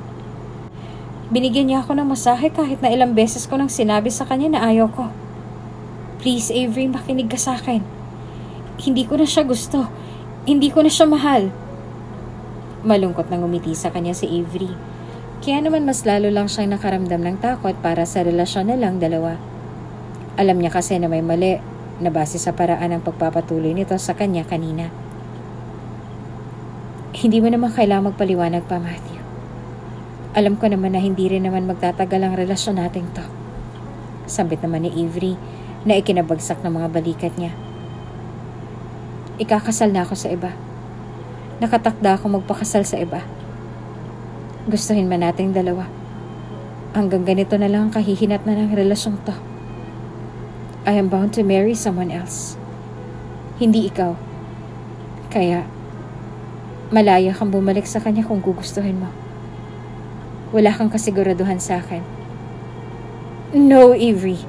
Kahit na anong mangyari, hindi ako babalik sa kanya. Ikaw ang mahal ko. At ikaw lang ang babaeng paulit-ulit kong mamahalin. Aniya, bago niya masuyong hinawakan ang mukha ng nobya, na ikinaiwas lang nito ng tingin. Please, Avery, akin ka lang. Hindi ko hahayaang maagaw ka sa akin ng ibang lalaki. Walang kasiguraduhan tong relasyon nating dalawa, Matthew. Aniya sa mababang tono, bago ito nagbaba ng tingin. Kaya naman walang ibang nagawa si Matthew kung hindi ang muling iangat ang mukha niya nang ipinatong nito sa baba niya ang daliri niya. Ikakasal na ako sa iba. Wala akong pakialam, Avery. Kaya kitang ipaglaban kahit na anong mangyari. Aniya bago siya lumapit dito at masuyong hinalikan ang labi ng nobya. Kaya kitang agawin sa asawa mo kahit na anong mangyari. Akin ka lang, Avery. Akin ka lang. Aniya bago niya muling hinalikan ang labi ng nobya. Hindi kalaunan ay tuluyan na rin bumigay si Avery sa mga halik niya. Ang halikan nilang yon ay unti-unting lumalim. Hanggang sa hindi kalaunan ay tuluyan na ngang may nangyari sa kanila ng gabing yon. Walang ibang nagawa si Matthew kung hindi ang paulit-ulit na bigyan ng assurance ang nobya. Kahit na mahirap para kay Avery, ay mas sinais niya na lang na pakinggan ang lahat ng pangako ni Matthew sa kanya. Hindi kalaunan ay tuluyan na rin siyang bumigay sa lahat ng pakiusap at pangako nito sa kanya. Halata rin kasi sa boses ni Matthew at sa paraan nito ng pangangako sa kanya na seryoso siya. Kaya naman hindi kalaunan ay tuluyan na rin siyang bumigay at naniwala sa mga ito. Sa mga sumunod na linggo ay nagpatuloy lang ang pagkikita nilang dalawa. Napapansin na ng mga magulang niya ang lihim na pakikipagrelasyon ni Avery. Kaya naman hindi na rin sila nagdalawang isip pa na gumawa ng paraan upang maipakilala na ang lalaking ipapakasal sa kanya. Please, anak. Muling pakiusap ng nanay nito na lihim niyang inismeran. Umaasa ang mga magulang ni Vince na makikipagkita ka sa kanila. Kahit na meet up lang muna, anak. Hindi rin naman namin kayo mamadaliin sa ngayon ay meet up lang muna. Ngiti pa nito. Tulad ng pakiusap ng nanay niya, wala na siyang ibang nagawa kung hindi ang tanguan na lang lahat ng pakiusap nito sa kanya. Hindi ko alam kung anong gagawin ko, Matthew. Sagot ni Avery sa kanya nang tawagan siya ni Matthew kinagabihan. Gusto nila ako magpakita sa meet-up bukas. Ilang beses ko na rin sinabi sa kanila na may nobyo na ako. Pero paulit-ulit lang nilang ini-ignore lahat ng sinasabi ko. Hindi ko nga alam kung pinapakinggan ba talaga nila ako every time na babanggitin ko ang tungkol sa status ko. Gusto ko tuloy tumakas at magpakalayo-layo. Kung pwede nga lang talaga na magtana na lang tayong dalawa, di sana'y ginawa na natin noong una pa lang. Hindi kita pwedeng itanan, Ave. Sagot ni Matthew sa kabilang linya na ikinanguso niya bago siya lumiyad sa kamang kinasasadlakan niya ngayon. Nirerespeto ko ang mga magulang mo. Ayaw ko rin itago sa kanila dahil lang sa gusto natin ng isa't isa. Ayaw ko rin namang gumawa ng isang bagay na ikakasakit ng dibdib nila. Baka mas lalo lang nila akong hindi tanggapin kung gagawin natin ang bagay na sinasabi mo. Dagdag ni Matthew na ikinanguso niya na lang. Sa ngayon ay makisakay ka na lang muna. Kapag naging okay na ang lahat, tsaka ako personal na makikipagkilala sa mga magulang mo, okay? Sa ngayon ay sumulpot ka muna sa lunch bukas. Balitaan mo na lang ako sa mga mangyayari. Dagdag pa ni Matthew.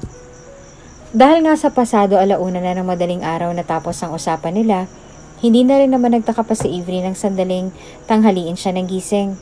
Sa mga kasambahay niya na nalaman na nasa restaurant na raw ang mga magulang niya, kasama ang mga magulang ng lalaking ipapakasal sa kanya.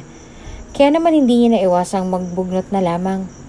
Hindi na rin naman siya nagbihis ng elegante dahil para saan pa kung hindi niya namang gusto ang lalaking ipapare sa kanya.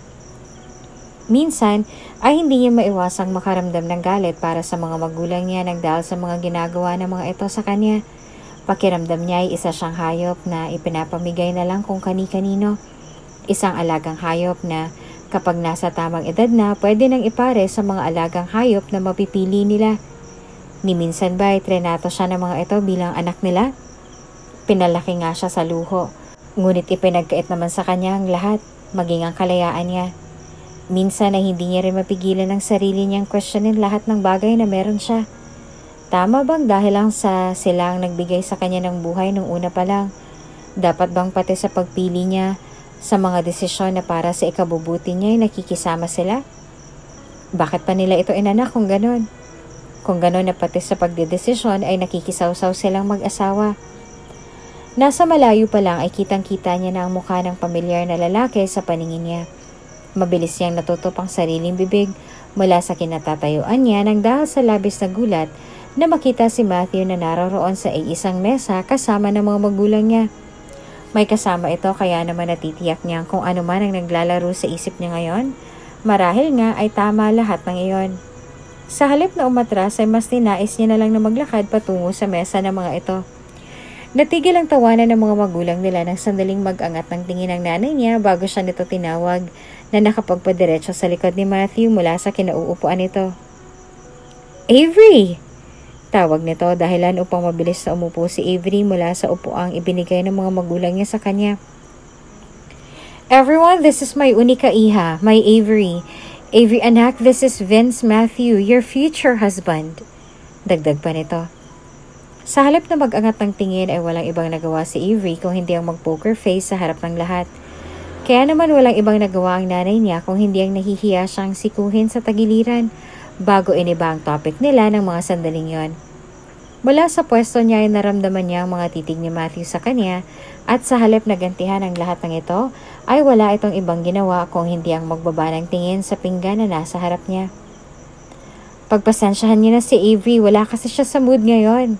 Sabit ng daddy niya na inismera niya na lang. Huwag kang mag-alala, Antonio, naiintindihan namin ang anak mo. And besides, kahit sino naman ay magugulat sa mga nangyayari ngayon, hindi ba? Sambit ng isang matandang lalaki na natitiyak niyang tatay ni Matthew. Ilang minuto lang ang nakalipas ay naramdaman niya ang pag-vibrate ng cellphone niya sa purse na dala niya. Sa halip na pagmasdan niyon ay walang iba nagawa si Avery kung hindi ang manahimik na lang. Mula sa upuan niya ay rinig niya ang buntong hininga ni Matthew kaya naman natitiyak niyang ito ang nagpadala ng mensahe sa kanya kanina. Nagagalit ba siya? Oo. Sino ba namang hindi magagalit? Hindi ba? Pakiramdam niya ay pinaglaruan siya ni Matthew. Alam na pala nito na siyang ipapakasal sa kanya pero bakit hindi mo lang sinabi ni Matthew sa kanya ang tungkol sa bagay na yon? Tuwang-tuwa ba talaga ito sa tuwing makikita niya si Avery na nagmumukhang tanga sa tuwing ikukwento nito sa kanya ang tungkol sa nalalapit niyang kasal sa estrangherong gusto ng mga magulang niya? Na bandang huli ay siya lang pala. Avery, all this time, Matthew? Sambit niya nang sinundan niya ito palabas ng restaurant nang sandaling mag-walk out siya nang hindi niya kinayang ambience sa loob. All this time? Alam mo na pala na akong ikakasal sa'yo. Gaano ba kabigat sa'yo na sabihin sa akin ng tungkol sa bagay na yon? Ano? Tuwang-tuwa ka ba kapag nakikita mo akong nahihirapan, ha? Avery, huwag mo akong hahawakan. Sigaw ni Avery sa kanya nang sinubukan ni Matthew na hawakan ang braso niya. Alam mo naman na ayaw ka sa lahat yung sinungaling. Talaga bang kinagago mo ako nung una pa lang? Hindi ko sinabi sa'yo dahil alam kong mabibigla ka lang. Bullshit! Sigaw ni Avery sa mismong mukha niya na hindi niya kinibo. Sa halip ay nanatili lang siya nakatayo sa harapan nito. Umamin ka nga sa akin. Yung paglapit mo ba sa akin sa bar? Lahat ba ng yan planado mo o nagkataon lang? Ang lolo ko mismo ang nagsabi sa akin na nakatakda akong ipakasal sa anak ng isa sa mga kasosyo niya sa negosyo. Gusto kong pag-aralan ka mula sa malayo. Kilalanin ka. Kung okay ka bang talaga at wala akong magiging... Ina naman oh. Natatawa niyang singhal bago siya magkasunod na umiling na animong nadismaya pa sa narinig sa nobyo. So, planado mo nga ang lahat ng yan. Ilang buwan mo ako minanmanan sa malayo? 3 buwan? 4 na buwan? 2 taon? Seryoso ka ba, Matthew? Avery, mahal kita. I'm not asking you, so cut the crap. Singhal niya na hindi naman ikinibo ni Matthew. Alam ng Diyos kung gaano kong kinamumuhian ang mga taong sinungaling katulad mo. Kung tulad mong gago at sinungaling ang ipapakasal sa akin, much better na wag na lang. Avery, simula ngayon, tapos na tayong dalawa. Avery! Shut up! Aniya bago siya nagmamadaling umalis sa lugar na yon. Walang iba nagawa si Matthew kung hindi ang mapasabunot na lang sa buhok bago siya napaupo sa gutter na naroroon upang ikalma ang sarili. Nang dahil sa pinaghalong galit at inis para sa nobyo, walang ibang nagawa si Avery kung hindi ang nagmamadaling mag-alsabalutan ng gamit niya sa bahay ng mga magulang niya. Hanggang ngayon ay wala pa rin ito. Natitiyak niya rin napipigilan siya ng mga ito sa oras na maabutan siya ng mga ito sa ginagawa niya. Kaya naman bago pa man sila umuwi ay nagdesisyon na siyang magmadali at huwag nang magpaabot pa sa mga ito. Bumili siya ng ticket patungo sa Italy. Sa katunayan ay wala naman talaga siyang planong magtago sa mga magulang niya, lalong-lalo na kay Matthew, na natitiyak niyang gagawa agad ng paraan upang mahanap lang siya. Oo, mahal niya si Matthew. Iyon din ang dahilan sa kung bakit mabilis niyang pinagsisihan lahat ng mga salitang binitawan niya rito kahapon.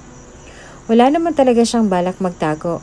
Ang gusto niya lang naman ay lumanghap ng sariwang hangin habang paulit-ulit na pinoproseso sa isip niya lahat ng mga pinagtanunan nila kahapon.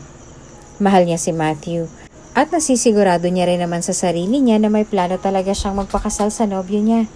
Sa katunayan nga, hindi niya maintindihan ang sarili niya sa kung bakit bigla na lamang siyang nakaramdam ng inis para sa lalaking iyon. Gayong okay naman silang dalawa. Bukas naman ang isip nila sa lahat kaya naman hindi na rin naging mahirap para sa kanila ang relasyong meron sila. Ang hindi niya talaga maintindihan ay kung bakit nakaramdam pa rin siya ng inis para dito. May plano rin naman silang magpakasal kaya bakit gano'n na lang ang naging reaksyon niya? Hindi ba dapat ay maging masaya pa siya dahil tila ba nagiging madali na lang para sa kanyang lahat? Busangot ang mukha niya ng sandaling pinagmasdan niya sa mesa ang telepono niyang magmula noong nakaraang linggo ay nakapatay na. May 2 linggo na siyang walang internet kaya naman natitiyak niyang hanggang ngayon ay kinokontak at hinahanap na rin siya ni Matthew. Paniguradong nag-aalala iyon ngayon kaya naman, bakit ko nga ba siya iniisip?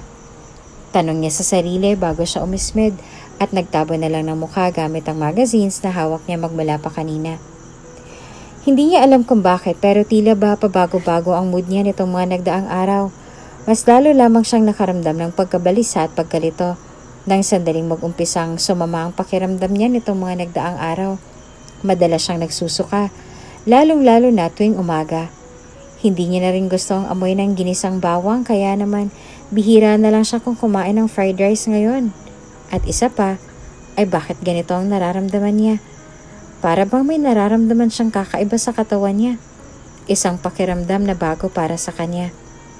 Posible nga bang buntis ako? Aniya sa sarili bago nagilid ang mga luha sa mata niya nang makita ang 2 pulang marka sa pregnancy test na ginamit niya ngayong umaga.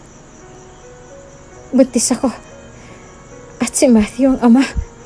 Naiiyak niya pang dagdag bago niya hinawakan ang pregnancy test na yon at niyakap ang sarili niya.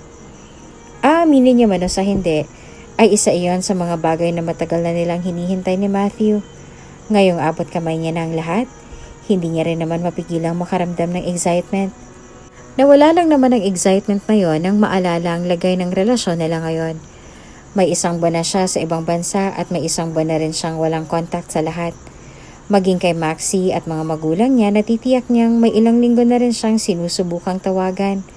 Wala na siyang balita sa Pilipinas simula nung umalis siya roon kaya naman hindi niya naiwasang makaramdam ng tuwa at takot.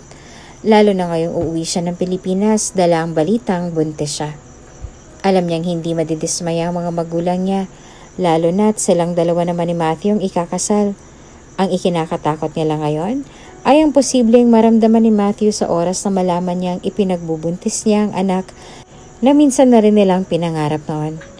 Ano kayang mararamdaman niya? Saan ka nang galing, Avery? Mabilis na sampit ng nanay niya bago siya nito niyakap nang sandaling makarating siya sa Pilipinas at doon agad sa mansyon ng mga magulang niya siya unang dumiretso. Alam mo bang marami nang nangyari rito simula nung umalis ka? Nag-unwind lang ako, ma. At saan ka naman dinala ng pag-a-unwind mo, bata ka? Singhal nito na bahagya niyang ikinanguso. May 1 buwan ka namin kinokontak at pinapahanap ng tatay mo pero ni hindi ka malang namin mahanap. Maging si Matthew ay nag-aalala na sa kung saang lupalop ka na nagsususuot. Alam mo bang kung hindi dahil sa'yo, hindi siya maa-aksidente? Tanong nito. Agad na nakaramdam ng gulat si Avery nang dahil sa narinig. Mabilis naman na napatutop ang nanay niya ng sariling bibig bago umiling sa sarili na animong nadismaya pa dahil tila ba nadulas lang siya sa sinabi nito. Hindi kalaunan ay marahan niyang hinawakan ng mga nanginginig na kamay ng anak niya hanggang ngayon ay hindi pa rin makapagsalita nang dahil sa binalita niya. Anong nangyari kay? Wala kang kasalanan, Avery. Nabigla lang ako sa sinabi ko kanina. Walang may gusto nang nangyari sa kanya, iha. Sambit nito na hindi agad rumihistro sa utak niya. Na-aksidente si Matthew. Hanggang ngayon ay nasa ICU pa rin siya at patuloy na iniimbestigahan. Nagkaroon siya ng fracture sa bungo ng dahil sa aksidente kaya ngayon wala pa rin siyang malay.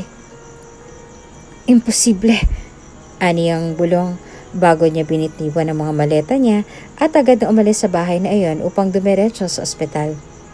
Nagunahang bumagsak ang mga luha sa kilid ng mga mata niya lalo na nang makita niya sa salamin ang namumutlang katawan ng lalaking mahal niya. Kalunos-lunos ang itsura nito. Medyo magaling na ang sugat nito sa ulo na tanging benda na lang nitong nakakover sa sugat niya. Wala rin siyang buhok. Marahil siguro sa naging operasyon kaya kailangan siyang kalbuhin. May kung ano ring aparato nakakabit sa kanya kaya naman natitiyak niyang nakikipaglaban pa rin si Matthew sa kamatayan hanggang ngayon. Anong ginagawa mo rito? Agad na bumaling ng tingin si Avery sa gilid niya at hindi siya nagtaka pa nang makita niya si Trisha na ngayon ay kunot noong nakatitig sa kanya. May dala itong bulaklak na natitiyak niyang para sa nobyo niya. Ang sabi ko, binibisita ko lang ang nobyo ko. Sagot ni Avery sa kanya na bahagya nitong tinawanan. Ikaw ang dapat kang tinatanong yan. Anong ginagawa mo rito at bakit nandito ka? Binibisita ko lang din ang boyfriend ko. Sagot ni Trisha sa kanya bago mapaglarong umiti sa kanya na ikinaangat ng kilay niya. Pagkatapos ng lahat ng ginawa mo sa kanya, nandito ka ngayon? Bakit? Nasaan ka ba nung inoperahan siya, Avery? Nasaan ka nung mga panahong nangangailangan siya ng donor ng dugo para sa operasyon? Nasaan ka nung naghihirap siya? Hindi ba't nasa ibang bansa ka at nagtatago? Hindi ako kailanman nagtago sa kanya. Sinungaling ka. Singhal ni Trisha sa kanya bago siya nito nilingon na animong nakakadiri siyang tao. If I were you, huwag ka nang magpapaabot pa kay Matthew. Galit na galit sa'yo ang buo niyang pamilya, lalong-lalo ng mga magulang niya. Alam mo ba kung bakit? Kung hindi dahil sa paghahanap niya sa'yo, at kung hindi dahil sa pagtatago mo sa kanya, hindi siya maa-aksidente, Avery. Alam mo rin ba na madami ang nadamay sa aksidente sa pagiging isip bata mo? Isipin mo na lang, ang 3 buhay ng mga inosenteng bata na nadamay ng dahil sa'yo. Maawa ka naman sa kanila. Dagdag pa niya bago siya nito inismeran at tinalikuran. Walang ibang nagawa si Avery kung hindi ang manahimik na lang bago niya pinunasan ang sarili niyang luha na dumaloy sa gilid ng mga mata niya. Aaminin niya man o sa hindi, ay wala siyang ibang sinisisi ngayon kung hindi ang sarili niya. Marahil ay tama si Trisha sa mga sinabi niya. Kung hindi dahil sa pagtatago niya at sa paghahanap ni Matthew sa kanya, hindi ito maa-aksidente. Kung hindi dahil sa ginawa niyang pagtatago, di sana'y kasama niya pa rin si Matthew hanggang ngayon. Kung hindi dahil sa ginawa niya, di sana'y masaya silang dalawa ni Matthew hanggang ngayon. Marahil nga'y tama si Trisha. Nakasalanan niyang lahat dahil masyado siyang nagpadala sa sarili niyang emosyon. Tanga. Tanga na nga sa pagpili ng desisyon para sa sarili niya. Tanga pa sa pag-aalaga sa mga taong nakapaligid sa kanya. Saan pa ba siya nagkulang? Nang sandaling magkaroon ng malay si Matthew ay ang mukha agad ng dati niyang nobya ang hinanap niya. Kahit na nanghihina ay sinikap niya pa ring lumiyad sa kama upang halugugin ang kabuuan ng kwarto niya upang makita na rin si Trisha. Nang dahil sa aksidente ay mabilis na nawala sa alaala niya ang lahat. Ang tangi na lamang niyang naaalala ngayon ay mukha ni Trisha. Maging ang mga kasalanan nito sa kanya noon ay nakalimutan niya nang dahil sa aksidente. Kaya naman ganito niya na lang kung hanapin ang dati niyang nobya noon. Sino ka? Kunot noong tanong ni Matthew sa babaeng nagbabalat ng prutas sa gilid ng kama niya. Nakasuot ito ng puting bestida at bahagyang nakaumbok ang tiyan. Kung hindi siya nagkakamali, mukhang buntis pang dalaga. Walang iba nagawa ang babae kung hindi ang mabilis na lumingon sa kanya at animong nagulat pa nang marinig ang boses nito na nagsalita sa mismong harapan niya. May 4 na buwan ang nakalipas simula nang mangyari ang lahat. Kaya namang ganito na lang ang gulat ni Avery sa nangyari. Kahit na walang malay si Matthew ay ito nag-alaga sa kanya. Kaya naman ang marinig ang tanong nito kanina sa kung sino nga ba siya ay agad na nakaramdam ng takot si Avery. Bakit sa dinami-rami ng taong pwede nitong kalimutan, bakit siya pa? Siya na nangako sa kanya noon. Matthew, mahinang sabit ni Avery bago niya masuyong hinawakan na ang nangihinang kamay nito. Ako to. Hindi mo ba ako naaalala? Nanginginig ang boses niya ang tanong bago siya umayo sa pagkakaupo. Ako to, si Avery. May relasyon tayong dalawa. Girlfriend mo ako at magkakaroon na tayo ng anak. Magpapakasal na sana tayo ng huli pero na-aksidente ka. Nasaan si Trisha? Tanong nito sa kanya na ikinaguho ng mundo ni Avery. Siya lang ang girlfriend ko. Hindi ko alam kung anong pinagsasasabi mo. Si Trisha lang ang girlfriend ko. Matthew! Oh my God! Sambit agad ni Trisha nang pumasok siya sa kwarto nito at ang eksenang yun agad ang pumungad sa mga mata niya. Sa halip na makaramdam ng selos ay mas inuna na lang ni Trisha na lumapit sa binata upang yakapin ito. Kitang-kita naman ni Avery kung paano yumakap pabalik si Matthew sa dati nitong nobya. Kaya naman wala siyang ibang naramdaman kung hindi ang selos na matagal niya nang inipon noon. Ni minsan na hindi siya nagselos sa relasyon ni Matthew at ni Trisha. Pero ngayon, hindi niya maintindihan kung bakit ganito na lang ang nararamdaman niya. I love you. Mahinang sambit ni Matthew sa kanya habang nananatili pa rin nakayakap sa dati niyang nobya. Ginawa ni Avery ang lahat na makakaya niya upang pigilan ang sarili niya magwala sa kwartong yon. Sa halip na sabunutan si Trisha at sumbatan si Matthew ay wala siyang ibang nagawa kung hindi ang tahimik na lang na umiling bago siya nagdesisyong lumabas ng kwarto nito. Hindi naman napansin ng dalawang pag-alis niya dahil wala namang ibang importante para sa kanilang dalawa kung hindi ang makasamang isa't isa. Si Trisha na animong matagal nang nangungulila sa nobyo niya at si Matthew na walang maalala kung hindi ang dati niyang relasyon sa dati niyang nobya. Kahit na ganoon ay ilang beses pa rin sinubukan ni Avery na ipaalala kay Matthew ang lahat. Wala siyang ibang natatanggap na sagot dito kung hindi ang puro paninigaw at pananaboy sa kanya. Minsan ay nagkakaroon ng masamang epekto kay Matthew ang ginagawa niya, kaya naman ang mismong pamilya niya na rin at ang pamilya nito ang pumigil sa kanya sa mga ginagawa niya. Hayaan mo na lang muna natin, Iha. Sambit nito ng nanay ni Matthew sa kanya na ikinayuko niya na lang sa sobrang lungkot. Kung talagang mahal ka ni Matthew, maaalala at maaalala ka niya. Sa ngayon, kung masamang epekto mo sa kanya at sa paggaling niya, tingin ko, ikaw na lang munang pansamantalang umiwas sa ngayon. Kung mahal ka talaga ng anak ko, gagawa siya ng paraan upang mabalikan ka niya. Huwag na muna ngayon dahil nagpapagaling pa siya. Pakiusap nito sa kanya na hindi kalaunan ay tinanggap niya na rin. Naging mahirap para sa kanya ang lahat, lalo na nang mag-isa siyang nagbuntis sa anak nilang dalawa. Ni minsan ay hindi niya sinabi sa mga magulang niya o sa mga magulang ni Matthew na buntis siya, kaya naman mag-isa niyang hinarap ang lahat. Ayaw rin namang isipin ni Avery na baka isipin ng mga magulang niya na nagpabuntis siya sa ibang bansa upang ipaako kay Matthew ang lahat. Wala silang kaalam-alam na may sikreto silang relasyon nung una pa lang, kaya naman natitiyak niyang baka ganon ang isipin ng mga magulang niya. Nang makalabas sa ospital si Matthew, muli niya itong pinakausapan na sana ay makinig sa kanya. Habang wala si Trisha ay sinamantala niya ang pagkakataong yon upang makausap sana si Matthew. Hindi nga kita kilala! Sigaw nito sa kanya na ikinatigil niya. Ilang beses ko bang kailangang ulit-ulitin sa'yo na hindi nga kita kilala? Hindi nga kita naaalala, mahirap bang intindihin yon, Avery? Matthew, Huwag mong tawagin ang pangalan ko. Sambit pa ni Matthew na muli niyang ikinatigil. From now on, ayoko na makita pang pagmumukha mo. Wala akong pakialam kung may relasyon tayong dalawa noon. Si Trisha lang ang mahal ko. At si Trisha lang ang pakakasalan ko. Naiintindihan mo ba ako, Avery? Pero... Aniya bago nanginig ang labi niya. Wala siyang ibang nagawa kung hindi ang kagati niyon bago siya nagpatuloy sa pagsasalita. Paano ang anak nating dalawa, Matthew? May anak tayong dalawa. Paano ko siya palalakihin kung wala ka? Then abort it. Suwestyon nito na ikinamilog ng mga mata ni Avery sa gulat.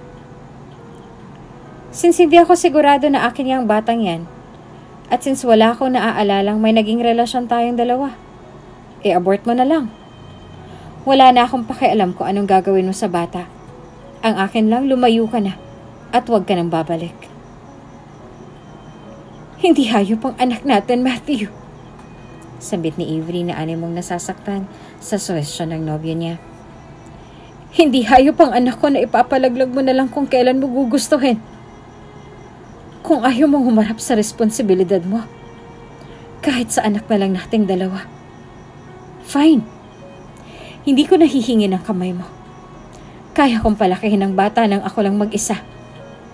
Aniya, bago pa niya binigyan ng isang dismayadong tingin ang lalaking nakaupo sa wheelchair, bago niya ito tinalikuran na ikinahinga niya na lang ng malalim.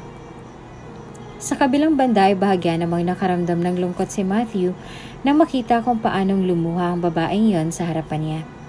May nararamdaman siyang sakit sa dibdib na hindi niya maintindihan kung saan nanggagaling. Nawala lang naman ang isip niya sa bagay na yon ang sandaling maramdaman niya si Trisha na yumakap sa kanya at yumuko sa pisngi niya upang halikan siya rito na ikinangiti niya na lang. Iuuwi na kita. Sambit ni Trisha bago siya nito hinila paalis sa lugar na yon. Si Trisha ang nag-alaga sa kanya simula nang umalis siya sa ospital. Talagang inilian ng dati niyang nobya ang oras niya sa pag-aalaga sa kanya na ikinakampante naman ni Matthew. Sa kabilang banda, hindi rin naman nagparamdam sa kanya si Avery at hindi niya rin maintindihan sa kung bakit nakakaramdam siya ng lungkot ngayon sa mga nangyayari. Kung anak nga talaga naming dalawang batang ipinagbubuntis niya, bakit hindi man lang siya gumawa ng paraan upang pilitin ako? Tanong niya sa sarili habang pinagmamasa ng ultrasound na ibinigay ni Avery sa kanya bago pa man siya nito tuluyang iniwan. Hindi kita maintindihan, Avery. Sa mga lumipas na linggo at buwan ay nagpatuloy lang si Avery sa buhay niya. Hindi na rin siya kailanman lumabas sa penthouse niya dahil natitiyak niyang kukwestiyonin siya ng mga magulang niya sa oras na malaman ng mga ito na buntis siya. Hindi rin naman kailanman pumasok sa isip niya na umamin sa mga ito dahil para saan pa. Baka isipin ng mga ito na disgrasyada siya. Ayaw niya rin namang masumbatan kaya mas minabuti niya na lang na manahimik na lamang. Hindi pa rin naman pumapasok sa isip niya na muling magpakita kay Matthew dahil para saan pa? Para maitaboy ulit palayo? Ipapakita niya sa lalaking yon na kaya niya nang wala siya. Tama ng lahat ng pagmamakaawang ginawa niya noong una. Ni minsan na hindi siya kailanman humingi ng tulong sa kahit na sino. Kaya naman ang sandaling magligo siya, mag-isa niyang dinala ang sarili niya sa ospital. Naku ma, mag-isa lang kayo nagpunta rito? Gulat na may bahid ng pag-aalala na sambit ng nurse na umalalay sa kanya sa emergency room. Ipinaupo siya nito sa wheelchair bago siya nito tinulak patungo sa ward. Dapat po ay may kasama kayo. Nasaan po bang asawa ninyo? Wala po akong asawa. Aniya na tinanguan lang nito. Ang nurse na yon ay nagatid sa kanya patungo sa delivery room. Pagkarating niya roon ay agad naman siyang inasikaso ng mga doktor. Nabanggit na rin naman ng nurse sa kanila ang tungkol sa asawa ni Avery kaya naman hindi na rin naman nila konesyon ang dalaga. Kailangan mo maglakad-lakad pa muna, misis. Medyo malayo pang bata. Sadang doktor na tinanguan niya na lang. Hirap na hirap siyang naglakad pabalik-balik sa koridor sa labas mismo ng delivery room. Napapapikit-pikit na lang siya sa sobrang sakit dahil hindi niya akalain na ganito pa lang talaga kasakit ang magdala ng bata. Mas lalo lamang sumakit ang nararamdaman niya nang mapagtantong wala na isa man lang sa mga mahal niya sa buhay ang nakakaalam na naghihirap siya ngayon. Maging si Maxie na kaibigan niya ay hindi man lang niya binigyan ng pagkakataong malaman ang tungkol sa pinagdaraanan niya. Kaya naman naditiyak niyang magagalit ito sa oras na malaman itong nilihim ni Avery sa kanya ang lahat.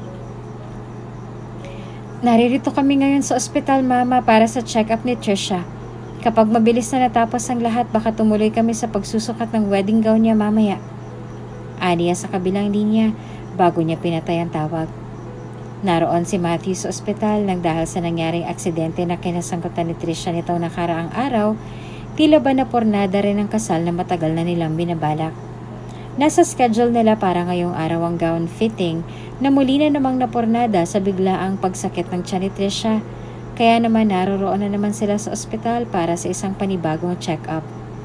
Agad naman na napabuntong hininga si Matthew sa kinatatayuan niya bago siya napatitig sa kabilang bahagi ng koridor.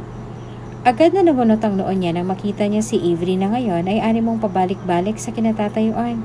Tila ba hirap na hirap itong naglalakad at baka sa mukha nito na animoy nasasaktan na siya. Pinagmasdan niya ang dalaga na maglakad habang nakahawak sa tiyan niya. Anong ginagawa niya rito? Bulong niya sa sarili bago siya nagdesisyong magtungo sa direksyon nito. Natigil siya sa paglalakad palapit dito nang bigla na lamang bumalik si Avery sa loob ng pintuang naroroon. Mas lalo lamang siyang nakaramdam ng gulat nang makita niyang sa delivery room ito pumasok. Posible bang? Aniya bago niya muling kinuha ang telepono niya sa bulsa. Hindi na rin naman siya nagdalawang isipan na tawagan ng banker niya. Mikey? Yes sir, may problema po ba? Kailangan ko ng tulong mo ngayon. Aniya sa sariling banker na tinanguan ito sa kabilang linya. Maganda ka ng 10 milyon.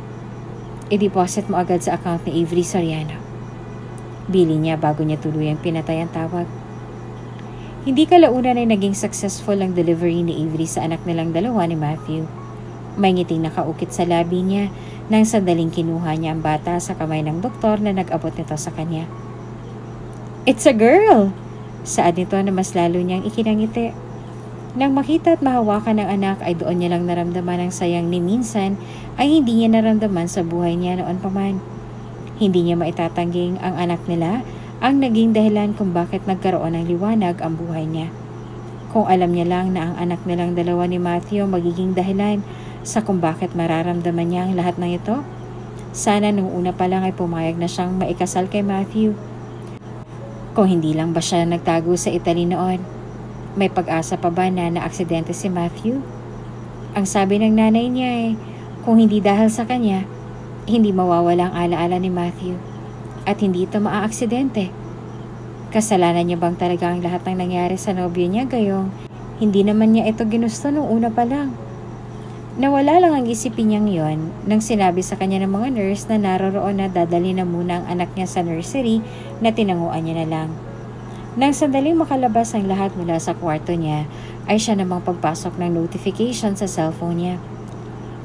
Mabilis na namilog ang mga mata niya nang sandaling nakita niyang nagdeposito ng 10 milyon si Matthew sa account niya.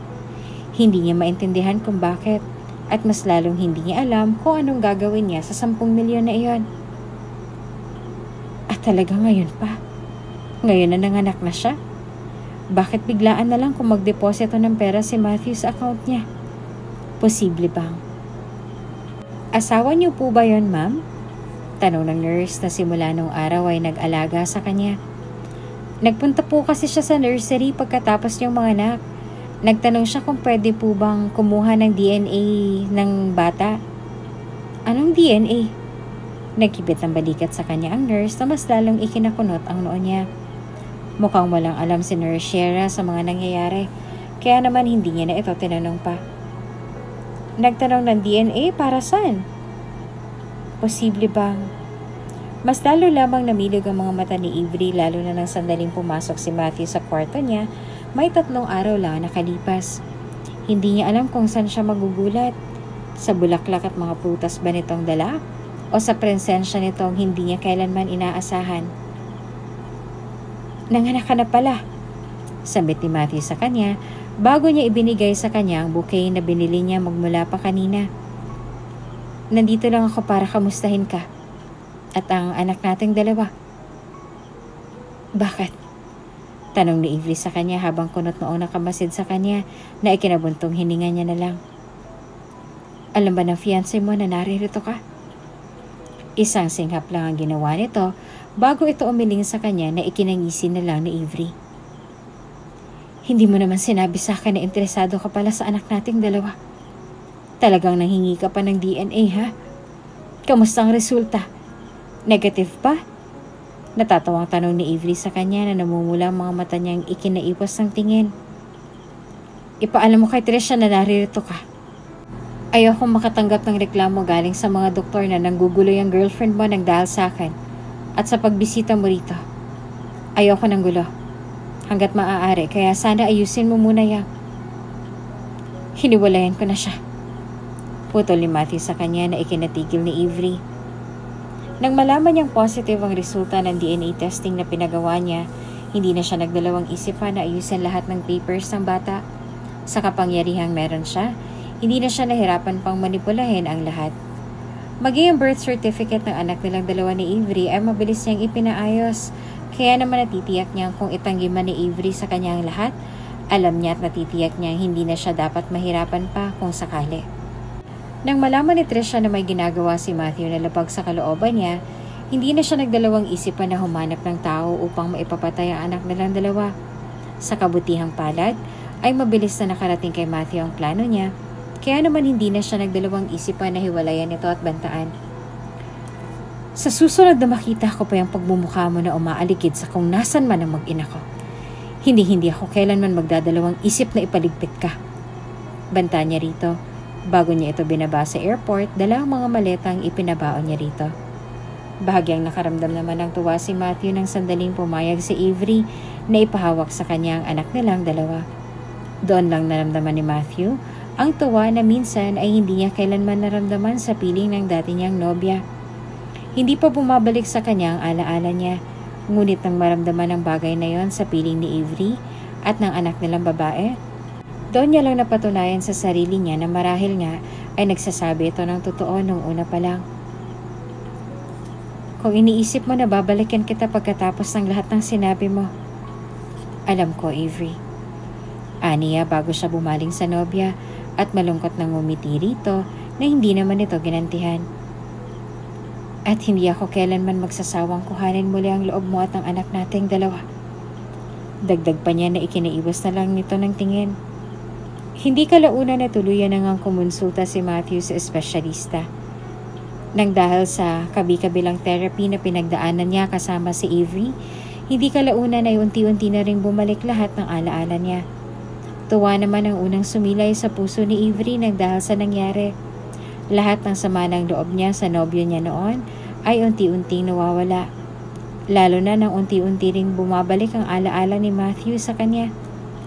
Nang tuluyan na ngang maibalik kay Matthew ang lahat, doon na siya nangako sa dalaga na ibabalik niya kung anumang nawala sa kanilang dalawa. Hindi man niya maibalik lahat ng mga salitang binitawan niya at ang oras na nasayang nang dahil sa ginawa niya ng una. Kahit na papaano ay nangako naman siya sa dalaga na gagawin niya ang lahat para lang makabawi siya rito at sa anak nilang dalawa. Tulad ng pangako niya rito, hindi kalaunan ay tuluyan na rin bumalik ang nararamdaman nila sa isa't isa. Nang malaman ng mga magulang nilang nangyari sa kanila at sa apong itinago ni Avery sa kanila, hindi rin naman sila nagdalawang isipan na ibalik ang kung anumang napagkasunduan nila noon. At ito ay ang ikasal ang mga anak nila sa isa't isa. Hindi na para sa negosyo, kung hindi para sa sarili-sarili nilang kagustuhan. Mamahalin kita ng higit pa sa pagmamahal na ibinigay mo sa akin noon.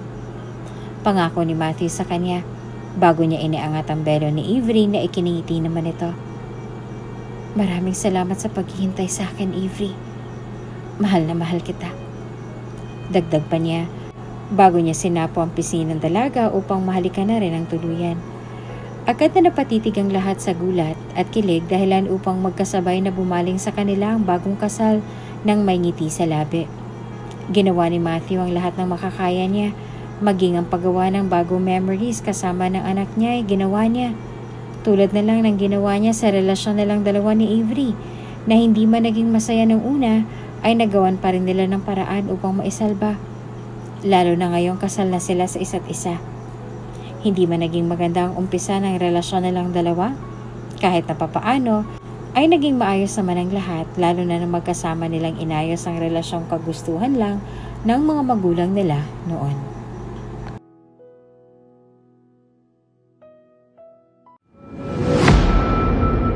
Kung bago ka pa lang sa channel na ito, Ate Jane TV, huwag kalimutang pindutin ang notification bell and subscribe button. Sana po hindi naman malaking abala sa inyo ang pagpindot ng subscribe button dahil ang kapalit po nito ay ang pagsuporta para makapag-produce ng mga libreng stories sa mga channels ni Ate Jane. Maraming salamat!